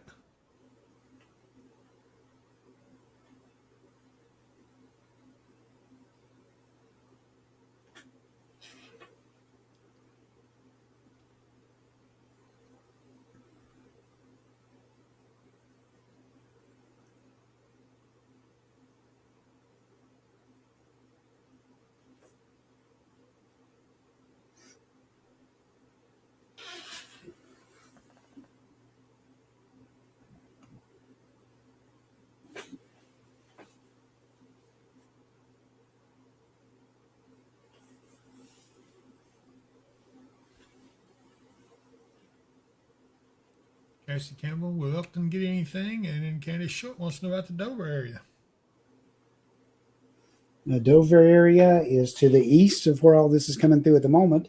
I won't say you might not get a thunder shower through the night, but it looks like this particular severe storm is going to be well to your east, or excuse me, well to your west and south.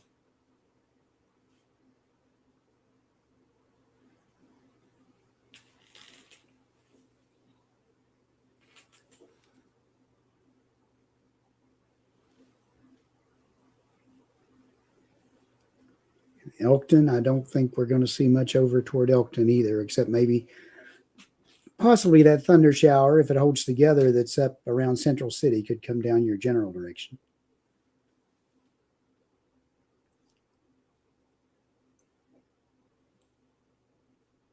Candace Short says thank you.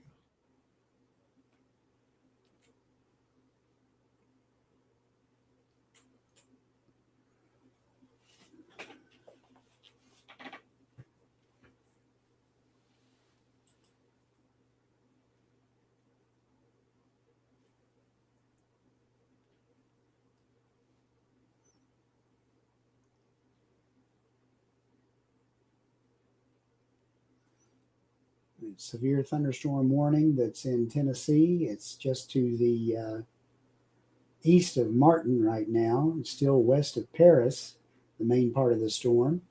They're calling for ping pong ball size hail, 1.5 inches, and 60-mile-per-hour winds.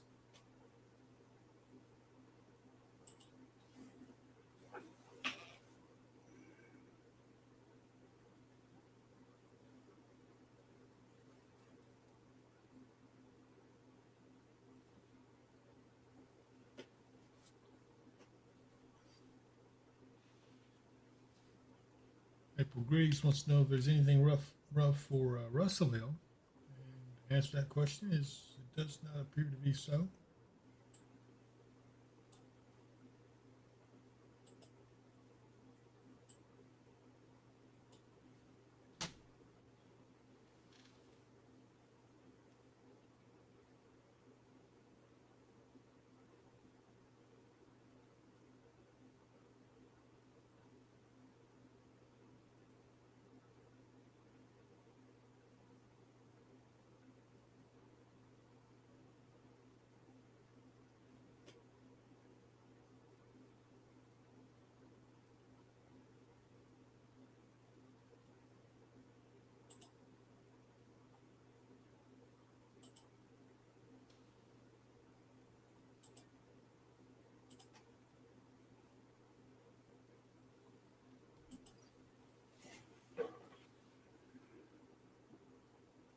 Chris Irish, Mark says, is the bad part heading towards McEwen, Waverly area?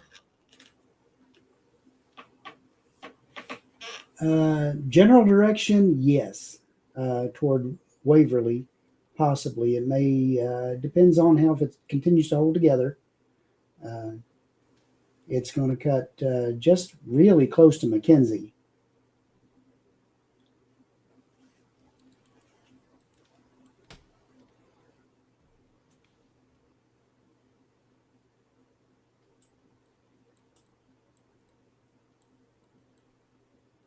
But again, we'll have to wait and see if it holds together.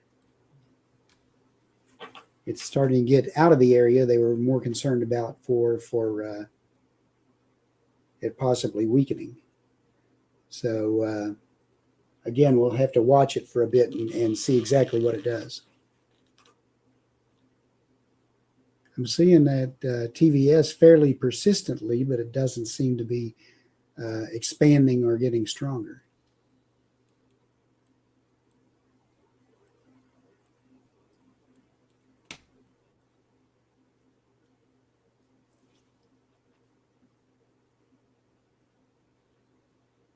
Right where that little notch is on the south end of it there. Yep.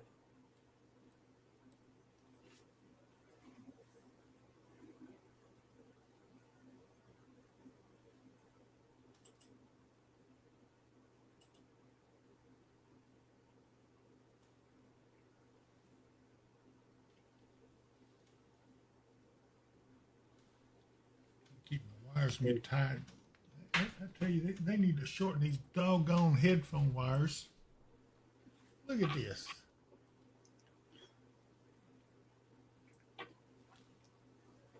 Looking down here and see where in the world am I getting my feet all tangled up in? Oh well. There's Stephanie Roach says, Hannah B says, hello everyone. Hello, Hannah.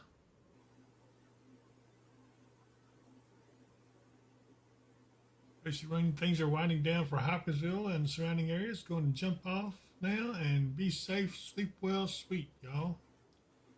Good night, Tracy.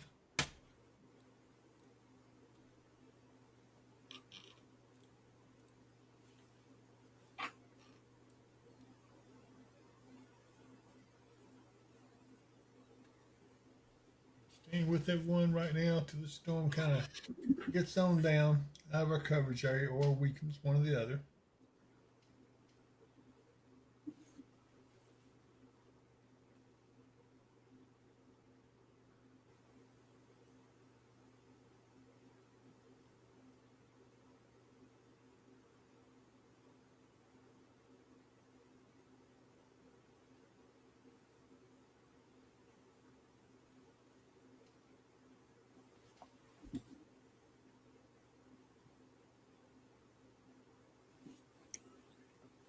Taylor Eaton on says, how are things looking?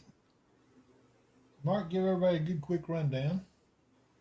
Okay, well, we continue to be under a marginal risk with a slight risk to the western counties of Tennessee and Kentucky, although the worst of it seems to have moved out of the Kentucky area.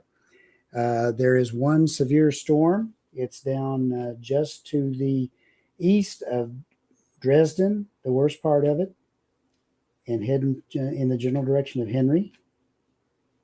Or is that Henry County? I think that's Henry County. But it's to the west of Paris, and Midway is just to the east of where the center storm is. It continues to be presenting as a severe thunderstorm with ping pong ball size hail possible and wind gusts of 60 miles an hour. And I've been kind of watching an area of rotation that's just to the east of Dresden. And so far, they haven't put any kind of warning on it, but it's been rather persistent, and it seems to grow and decrease a little bit, grow and decrease a little bit. So we're continuing to watch that. And that would be right in the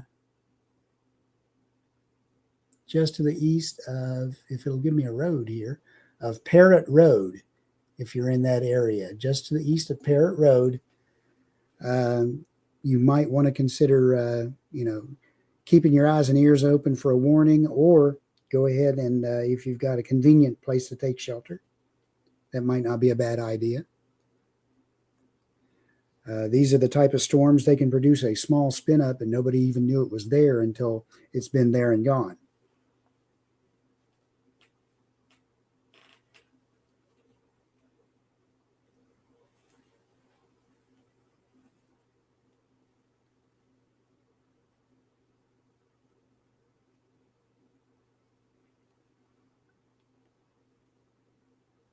J. Caleb Eaton, how are things looking?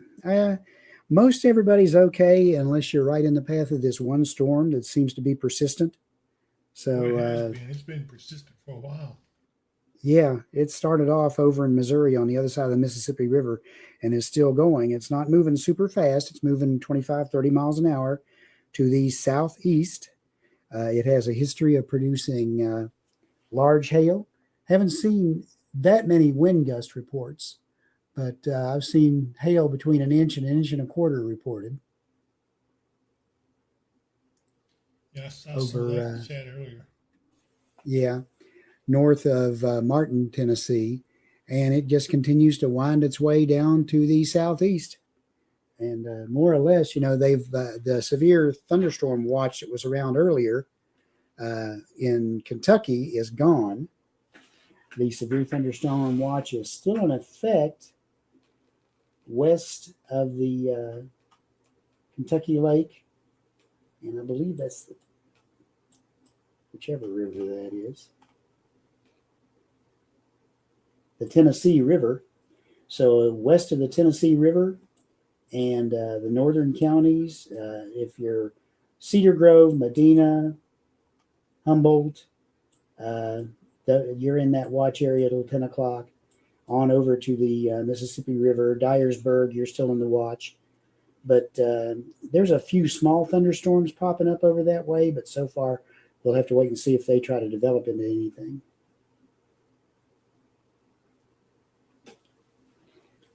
Well, the lightning has suddenly just picked up a lot in that storm.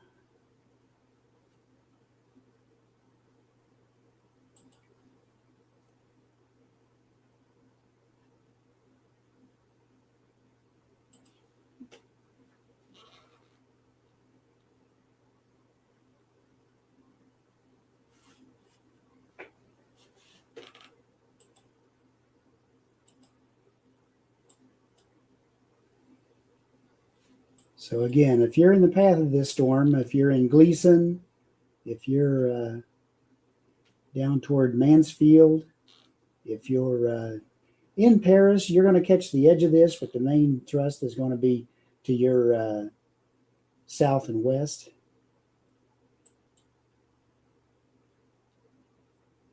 And that includes Lemoursville, which is right down to the bottom edge of where the warning is.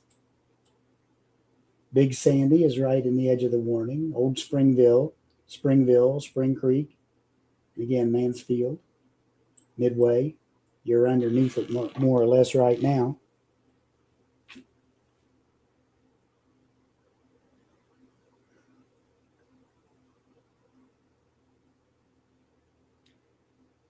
Mary Voorhees, you may not be wrong. You awake, Dave?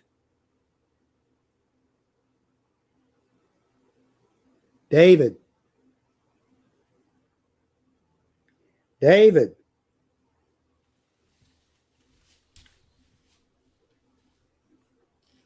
How are you? I was reading. Yeah, okay. Well, we still got this. Boy, it looks like it has intensified again a little bit. Yeah, I was saying the lightning has picked up quite a bit in it again. Let's see what it looks like in Paris now, so we can get anything on it. Yeah. Caleb, I think Goodlettsville is going to be okay for tonight.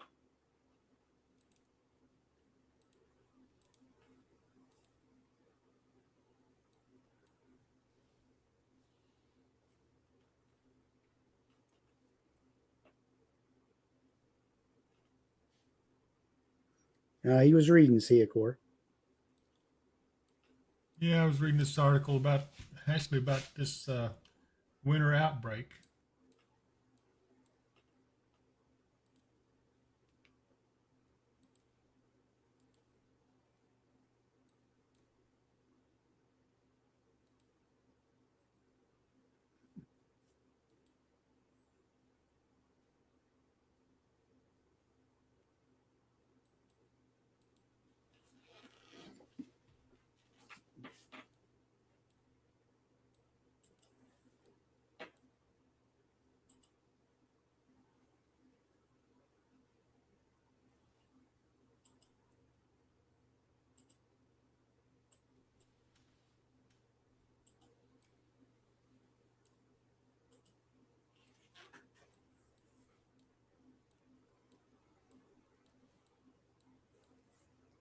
Yep, still a lot of lightning in that storm.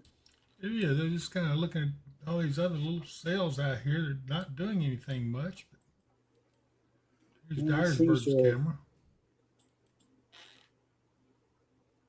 Yeah. I guess that has probably pulled most of the energy that was available out. There wasn't a lot of energy to begin with. They were kind of marginal on the severe chances, and this one storm just seems to have sucked it all in.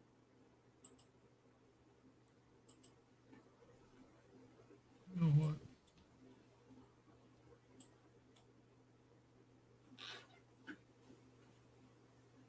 Yeah.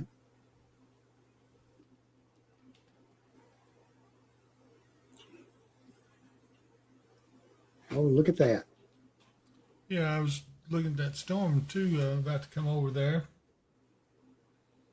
This is Owensboro, Kentucky. Bridge going across the Ohio River.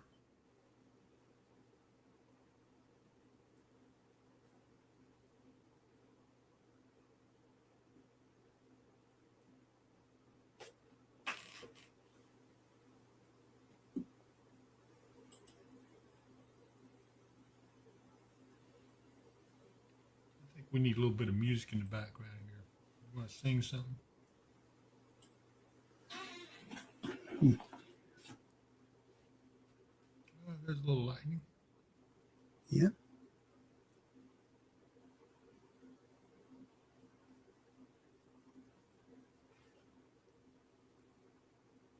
Did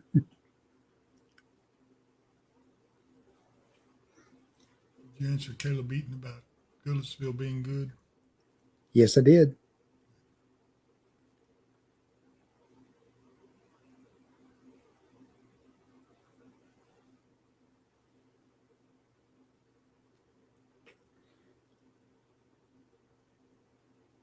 You know, now might be a pretty good time to play your winter weather outlook you talked about earlier.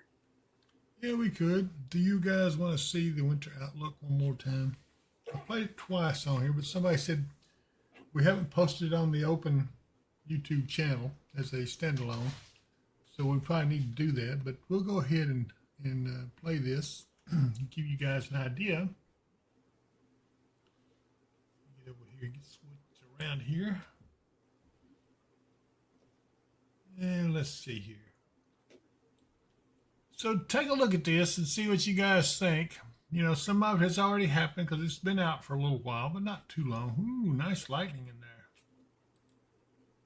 In the ridge, I didn't see that because I don't have the camera on. But I can see it over here. Anyway, take a look at this.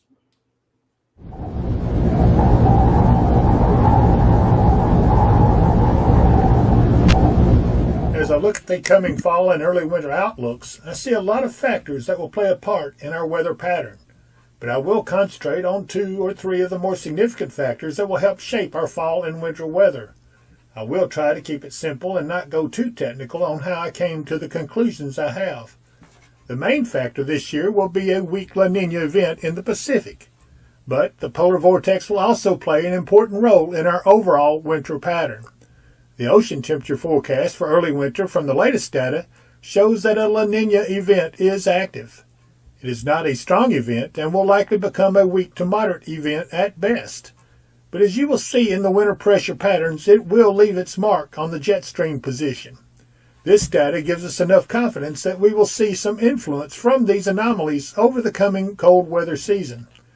The question now is exactly how La Nina changes the winter weather patterns. La Nina usually comes with a high-pressure system over the North Pacific, and that promotes the development of a low-pressure region over Alaska and Canada, shifting the jet stream downwards in between the 2 pressure systems. The image shows the typical La Nina winter development over the United States. It shows the average position of the jet stream during La Nina winters and the resulting weather patterns over the United States and Canada. However, other factors are expected to cause the La Nina pattern to suppress the jet stream further southward than usual. A La Nina phase has a high chance of producing a polar vortex collapse. But why does this matter? A weak polar vortex can create a disrupted jet stream pattern, leading to a strong winter weather response. As a result, it has a harder time containing the colder air, which can now more freely escape from the polar regions into the United States or other mid-latitude regions. But that's not the only thing involved. Another factor that can influence winter weather in North America is October snow cover in Siberia relative to average. This year, the extent of the ice is almost double what it was a couple of years ago. Research has found that heavy snow cover in Siberia in October is more likely to disrupt the polar vortex, favoring more frequent cold air intrusions into the central U.S., which could in turn favor an eastern trough western ridge. Already, temperatures are becoming very cold in Siberia and across much of the Arctic. Central Greenland currently has 20 degrees below zero readings across much of the central region. While we have been relatively mild through September and the first couple of weeks of October, Serious changes are about to begin. On Saturday the 18th, a cold front brought a threat for severe storms as the first in a series of cooler air intrusions arrived. Highs dropped into the lower 70s and even upper 60s in some areas. The pattern becomes quite active with cold fronts and storm systems beginning to arrive every 3 days or so. Then November arrives as the general cold in the north begins to break to the south. Our regional weather becomes blustery with few cold fronts coming through, reinforcing the colder trends. A stronger cold front and storm system arrives around the 7th with rain and maybe a serious severe outbreak as a strong cold front arrives. Colder air crashing into the region will cause highs to drop into the low 40s. The cold air, along with an influx of moisture from a tropical system, could result in a snowstorm somewhere in the region. Then much colder polar air starts getting involved in the pattern as a significant storm arrives around the 21st and lasts through the 24th prior to Thanksgiving. This storm is expected to contain heavy rain at times, but as temperatures drop to freezing at night, some change to snow may be possible. In fact, a hard freeze can be expected during this time. Right now, Thanksgiving looks cold but dry with highs in the low 40s and lows in the 20s. December arrives cold and blustery with a storm system bringing rain, sleet, and snow around the 3rd. However, there is a possibility of ice developing, but this does not look like a large ice storm, but it may cause some travel issues. Several minor systems push through the region during the first half of December with minor threats of rain and snow at times. However, a strong storm system, an Arctic cold front, arrives around the 9th, with rain and sleet as the onslaught of cold in the north penetrates the region. Another storm around the 17th will reinforce the cold and drop highs into the low to mid-30s and lows into the lower 20s. Then a large, powerful storm, an Arctic cold front, arrives on Christmas Eve, and this one is very strong. It begins as a mixture of rain, sleet, and maybe freezing rain. Other storms follow and batter the region one after another with all types of winter weather. If the cold air pushes further south, then it will be mostly snow. If it remains shallow, then an ice storm will be possible. This is too close to call as far as precip type goes, but it will be a period of upheaval weather-wise. The storm rages all the way into New Year's Day before finally easing. January continues what began in December. After a brief break, storms once again pound the region as stormy winter weather continues to assault the region courtesy of the polar vortex. A 3-day storm from the 3rd through the 6th promises to bring snow and very cold temperatures back to the region. But the typical January thaw begins around the 9th, with a warm front moderating temperatures that rise into the 50s and lows in the upper 30s and low 40s. Rain with the warm front will begin on the 13th and last until the 15th. But the thaw doesn't last as the cold flows back into the region with another snow event on or around the 18th. A larger storm brings more snow or ice from the 21st through the last week of January. This cold, active pattern continues into February as the polar vortex continues to send waves of Arctic cold into the eastern U.S., with numerous chances of wintry weather ongoing for much of the month. But the cold begins to ease as we transition from a La Nina pattern to an El Nino. That will bring a whole new set of problems for severe weather going into the spring. As most of you know, long-range outlooks are not real accurate. Small changes to the pattern can lead to large differences in what may or may not happen. So take it all with a grain of salt. While I used much data in compiling this outlook, it depicts what I believe is the most likely outcome of the data. We shall see. And there you have it. Winter outlook. Oh, well. Yep.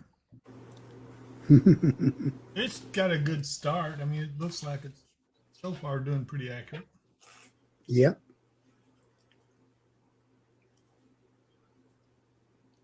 And So, a lot of what we've been seeing since then points to it to continue to be accurate.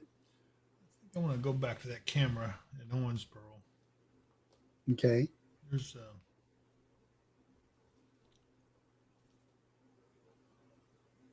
storm's just about to overtake it. Maybe we might see some good lightning in it. Mm-hmm. The storm down in Tennessee continues to move along at a steady pace. It continues to have lightning in it. The main core of the storm, it does appear to be a bit of a supercell. That's it's been dropping the hail and everything else. Right now, they're not showing any hail indications in it. They're continuing to show the whole storm itself rotating a bit.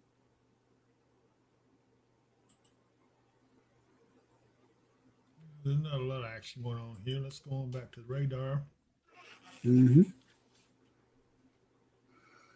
Right there. Oh, good grief. I do this every time here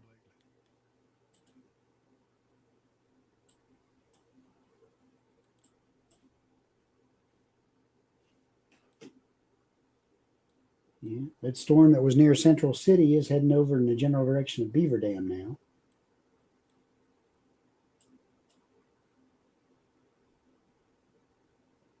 Yeah, Rockport, Simmons.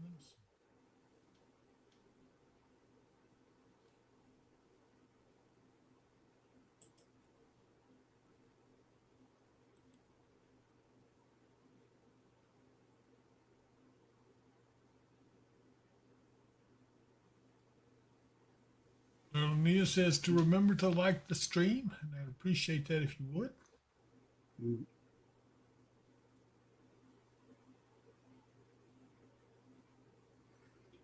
The area of the storm up by Richland had shown some signs of trying to intensify, but then it started to weaken back out now.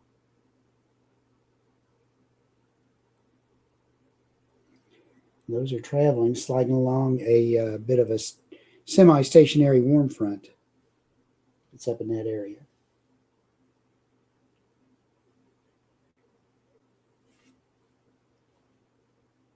Okay, Break's showing everybody the link to the 24/7 channel that's on. Show you a little bit about what it looks like. There it is.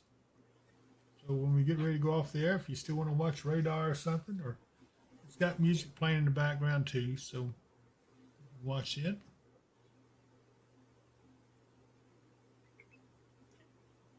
Or just leave it on, let it play, glance at it once in a while, and listen to the nice music. Yeah, some people do. We need to change out some of the music. It's been on there for a while now. Mm-hmm. Enter 5, 1, 2, 3. Is Hopkinsville going to be okay? Yes, it is.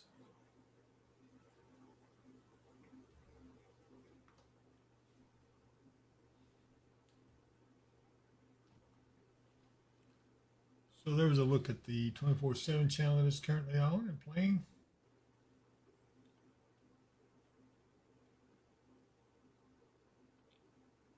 Denise Darnell says she loves listening to the music on it.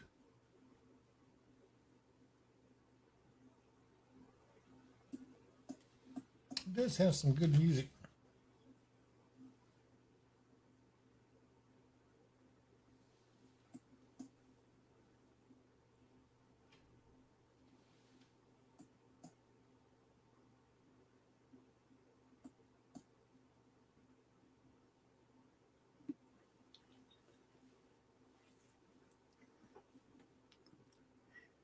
I continue to trim the back of that severe thunderstorm warning as the storm itself slides to the southeast.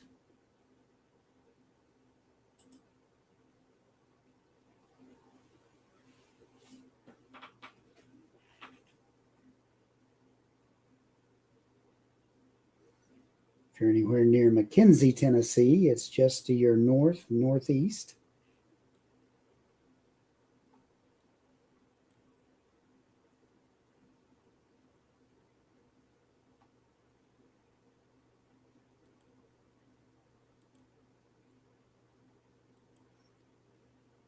Going by just to the south of, I'm not sure how they say it, Routon or Routon, Routon, Routon, Tennessee.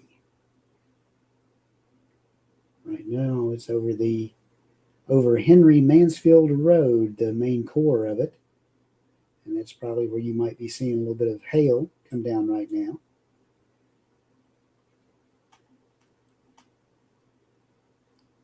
This is Henry County right there at the edge of that storm. Mm-hmm.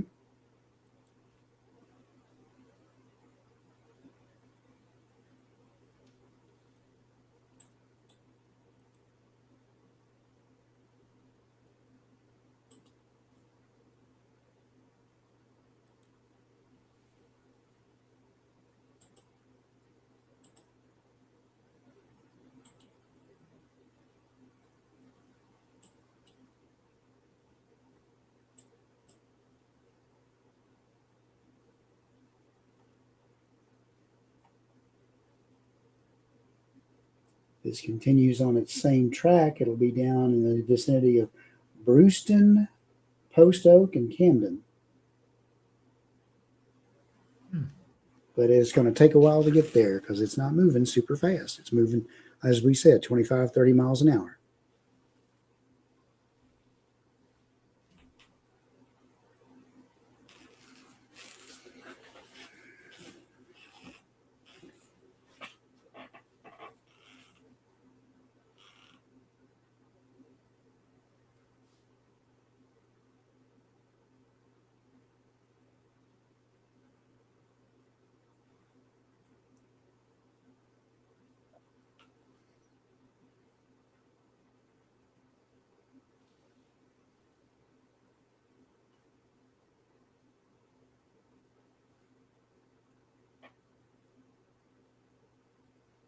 If you haven't subscribed to the stream, I hope you'll do so. It doesn't cost you anything. Just subscribe, and if it does happen to ask you for an email address, it's okay to give it. It's just to make sure you're a real person.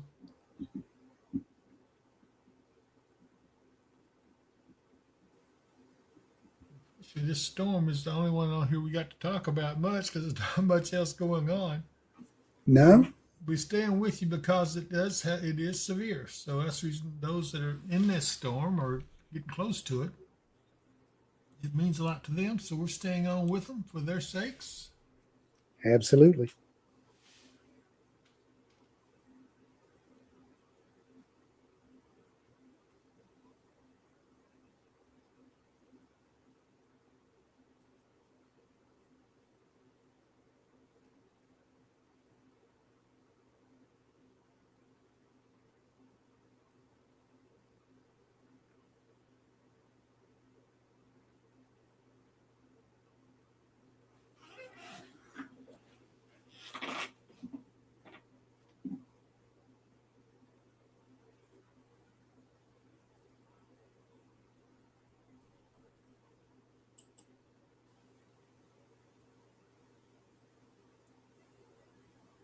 You have any questions out there you'd like to ask us?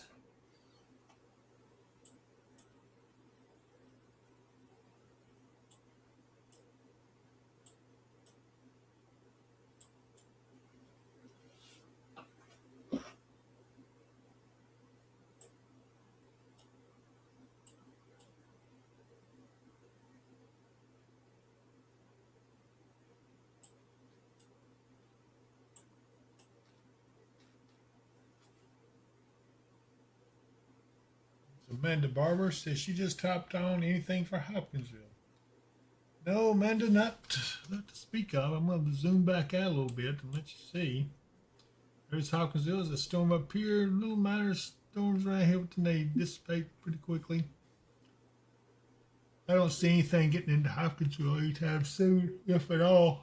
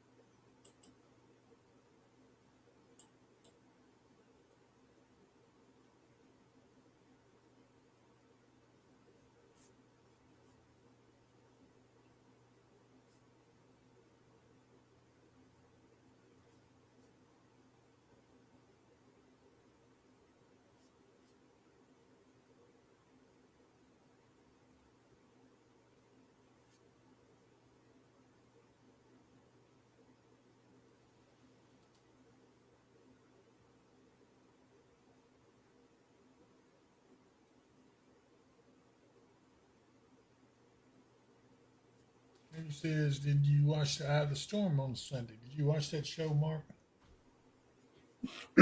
Sorry. No, I did not. I was kind of tied up most of the weekend. Neither, but I don't know what I was doing. I was busy.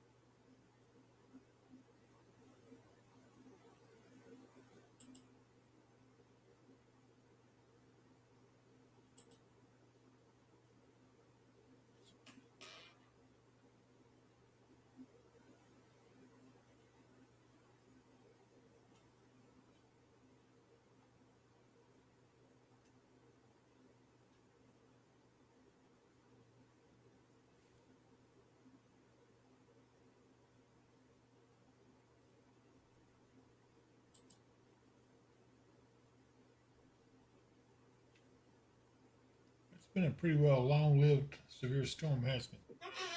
It has. It's held itself together and been going for a long distance, and still going.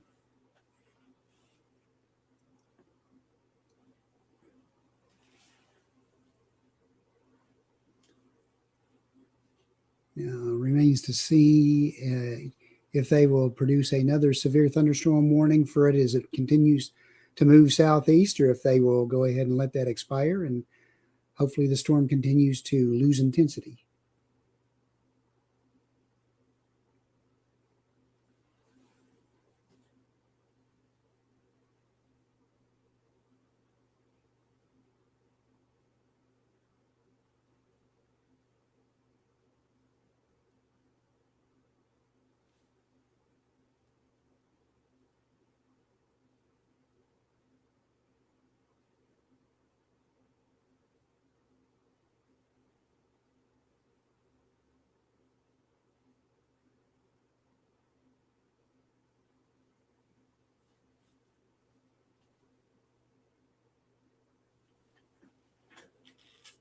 If they're going to do that, they probably should be doing it within the next 10 minutes or so, 10, 15 minutes. What's that, Mark? Said if they're going to put out another severe thunderstorm warning or let that one die, they should be deciding that within the next 10, 15 minutes.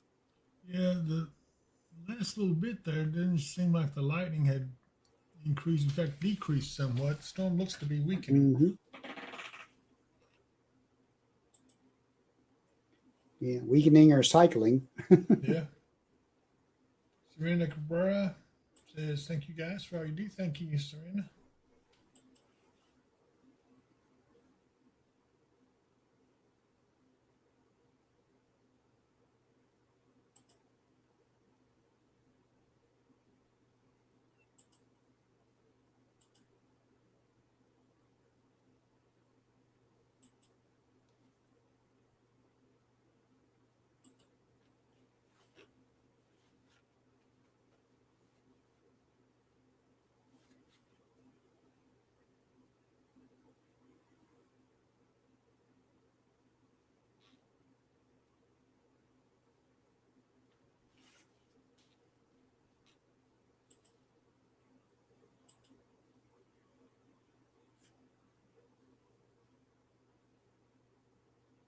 When was that December outbreak? Do you remember? 21?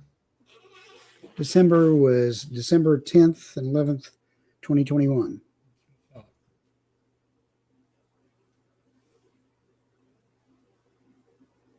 been going on 3 years.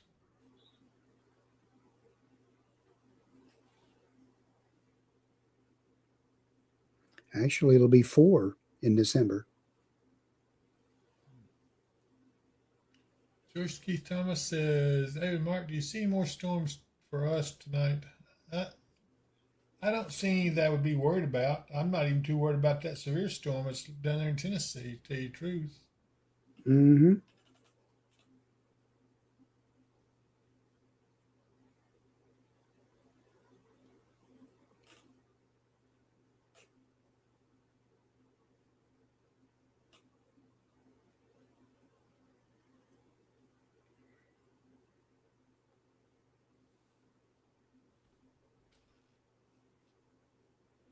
Yeah.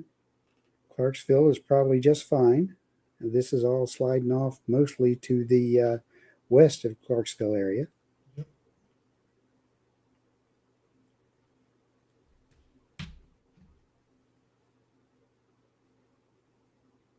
Prisma HP3, I'm not sure how that says, but anyways, good evening, gentlemen. Is Clarksville, Tennessee under any danger or storm at all? Thank you. I don't see that there's much danger of anything going on to Clarksville. Doesn't seem so.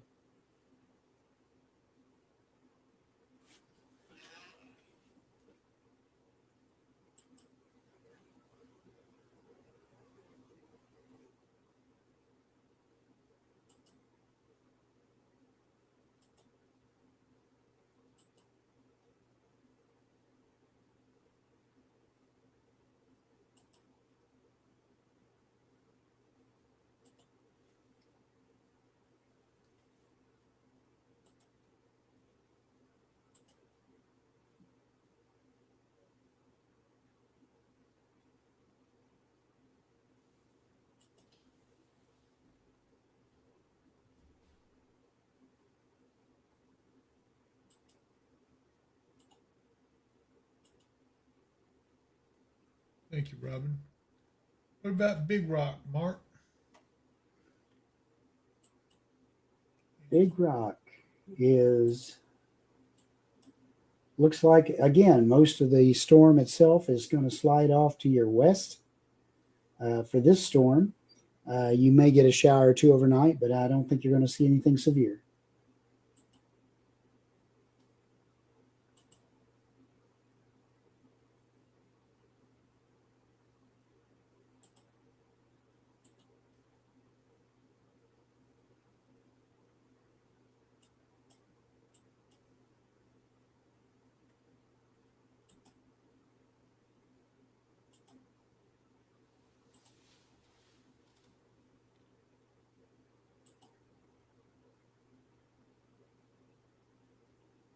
That lightning, yeah, I think you're right. I think it's cycling. Yeah, I just noticed the lightning picking back up in it. Yep. Well, we'll see what they do with the warning. It has 8 minutes till it expires.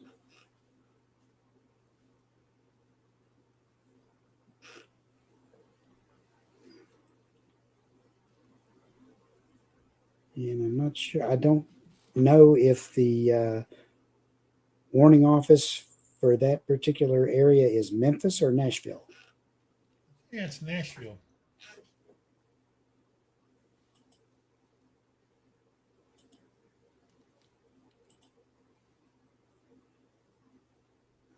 It was actually Memphis that issued the warning.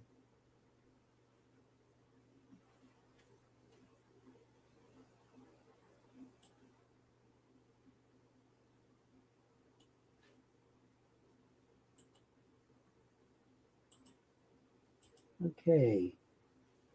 No warning, but they have put out a special weather statement on it. Yep. For winds up to 50 and penny-size hail.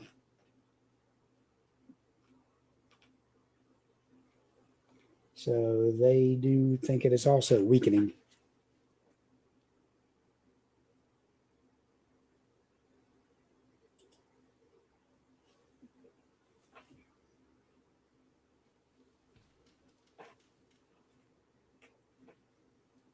So we'll monitor it for a few more minutes, at least until the warning expires, to see if anything else happens with it. But generally, the trend seems to be for it to be weakening a bit. We can turn it over to our 24/7 channel too. Mm-hmm.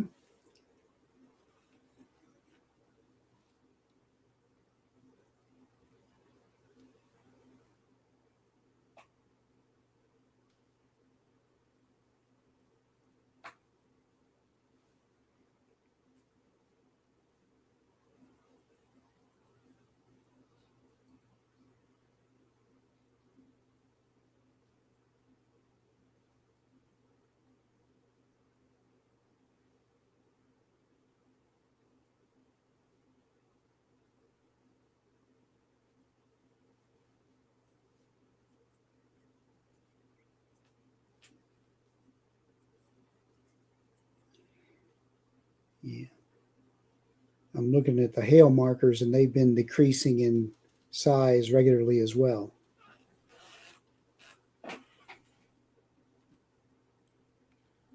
I'm inclined, since they have not reissued the severe thunderstorm warning, Mm-hmm. to turn this over to the 24/7 channel. We've been on, Yeah. going on 2.5 hours. Yeah.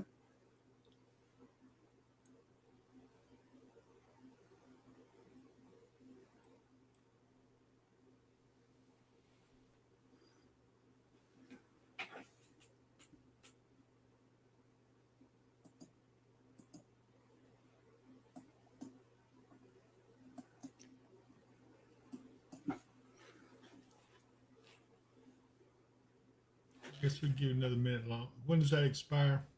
The warning? Let me see. It expires in 4 minutes. All right, we'll give it 4 more minutes. We're about to watch. The watch goes on till 10 o'clock. 1 hour and 19 minutes. This But flash, again, we they've have- eliminated. What? Yeah. But again, they've eliminated the watch for all the Kentucky counties. It's only for West Tennessee and the Missouri Boot Heel.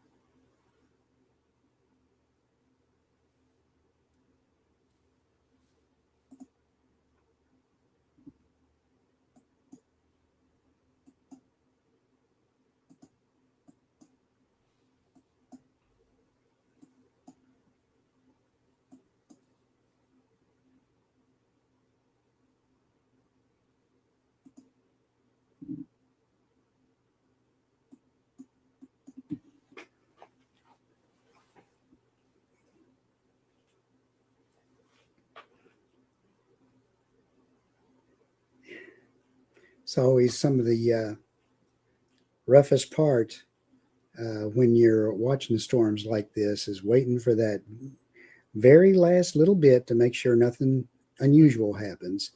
And it just seems to take forever for a couple minutes to go by.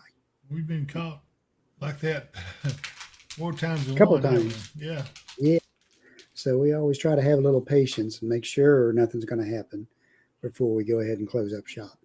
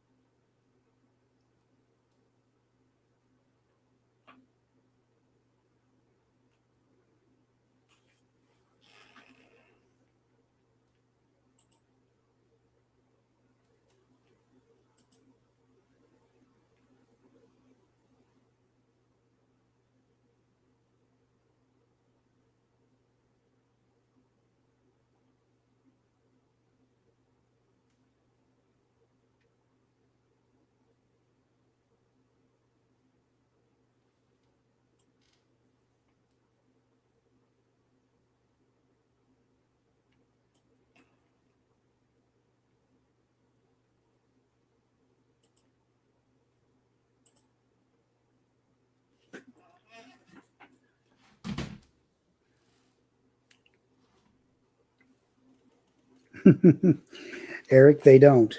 We'd like them to expire and not return, but unfortunately they do. And every once in a while, just when we think everything's going to settle down, another one pops out.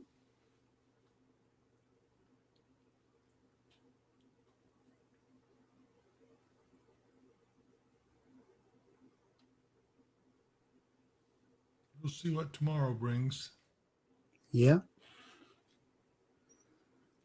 And again, everyone, we will be back on with you tomorrow afternoon or early evening with our Wednesday update. And hopefully we'll have a little bit better handle as time goes on about exactly what's going to happen for the Thanksgiving holiday.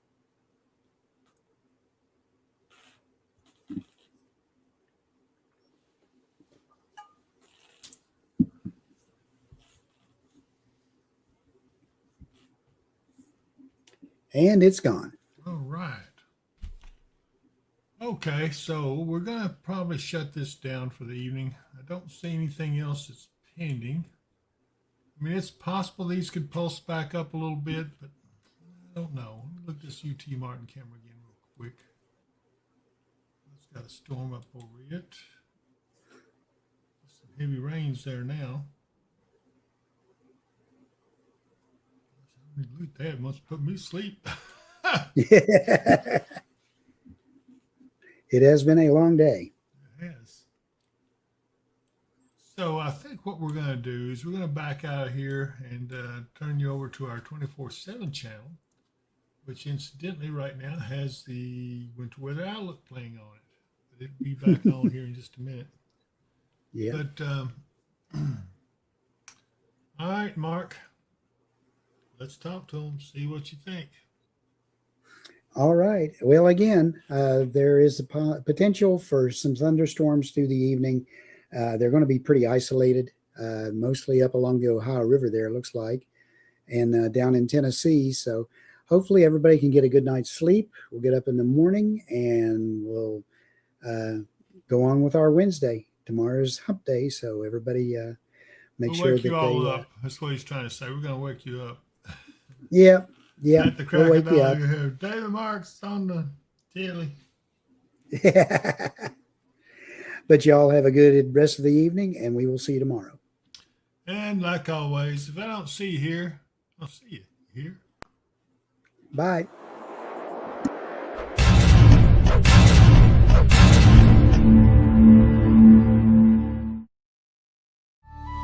Thank you all for watching our show. We've had such fun, but now must go.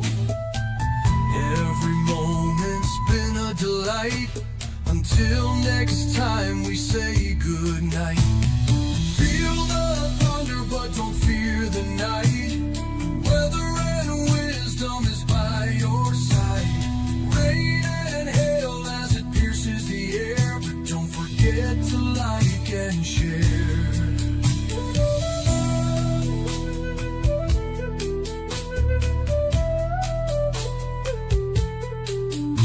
Storm warnings flash across the screen. Nature's power in all it seems.